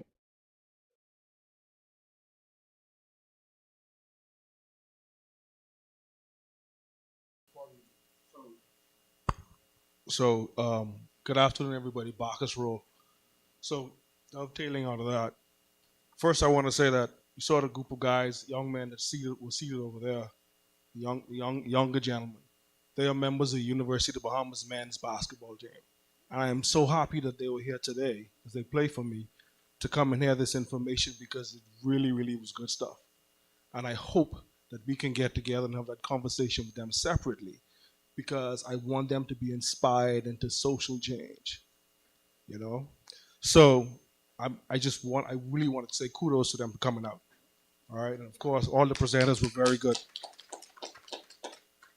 But for me, we asked the question. We heard Shivago talk about the new man, and his question was, well, what happened to the old man? What was wrong with the old man? I don't think we ever get a chance or ever had a chance to study or see the old man.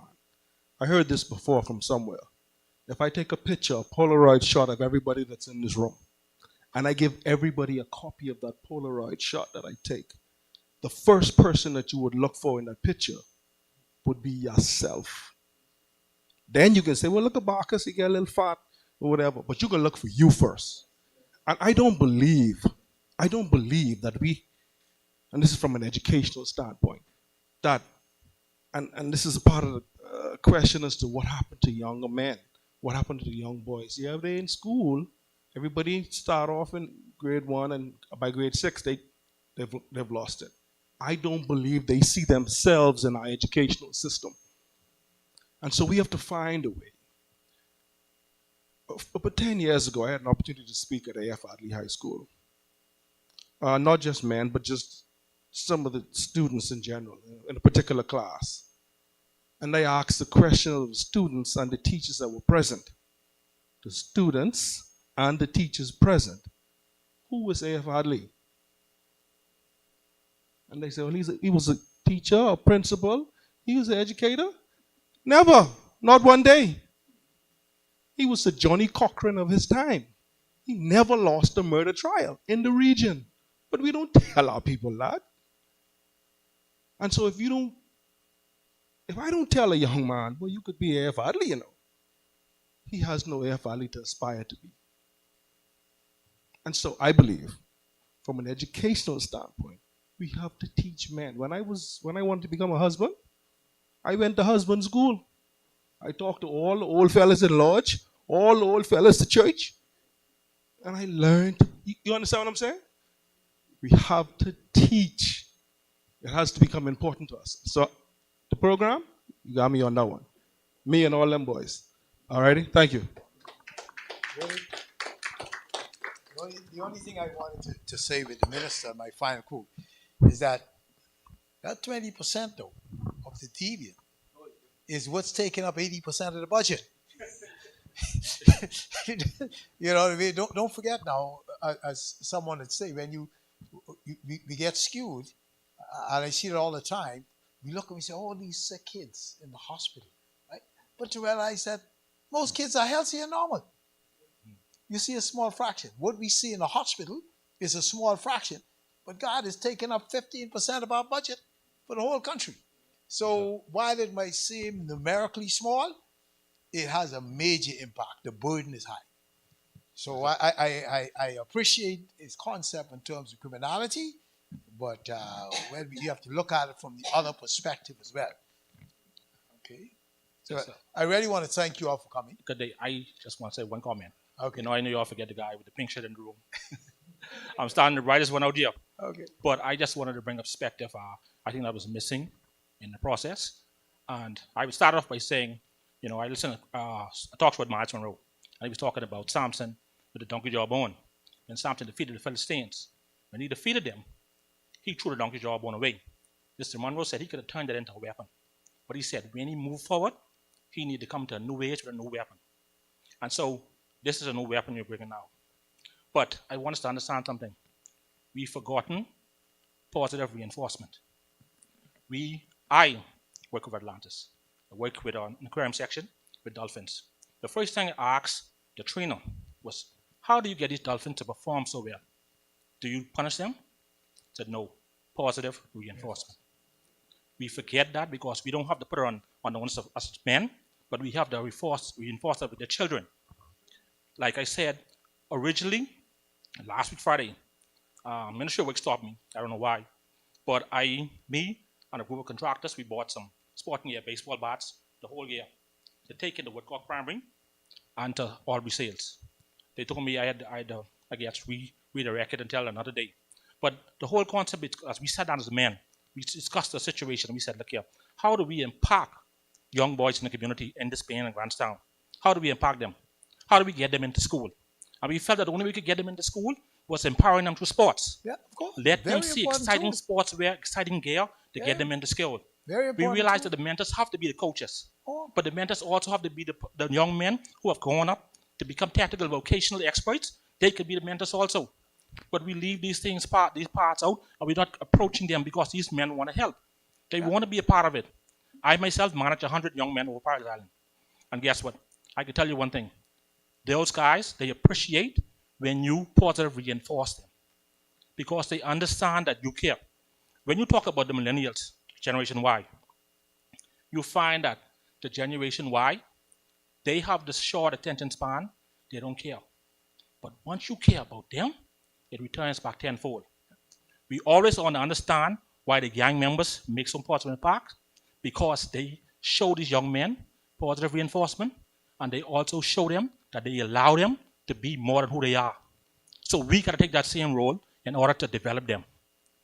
Anyway, good night. That's my statement. That's it. Perfect way to end the night. So we have a note of those who are here, but we'll put one or two other things in there. We'll try and finalize this program, and you'll be hearing from us very soon. I really want to thank you all for coming. Thank you, man.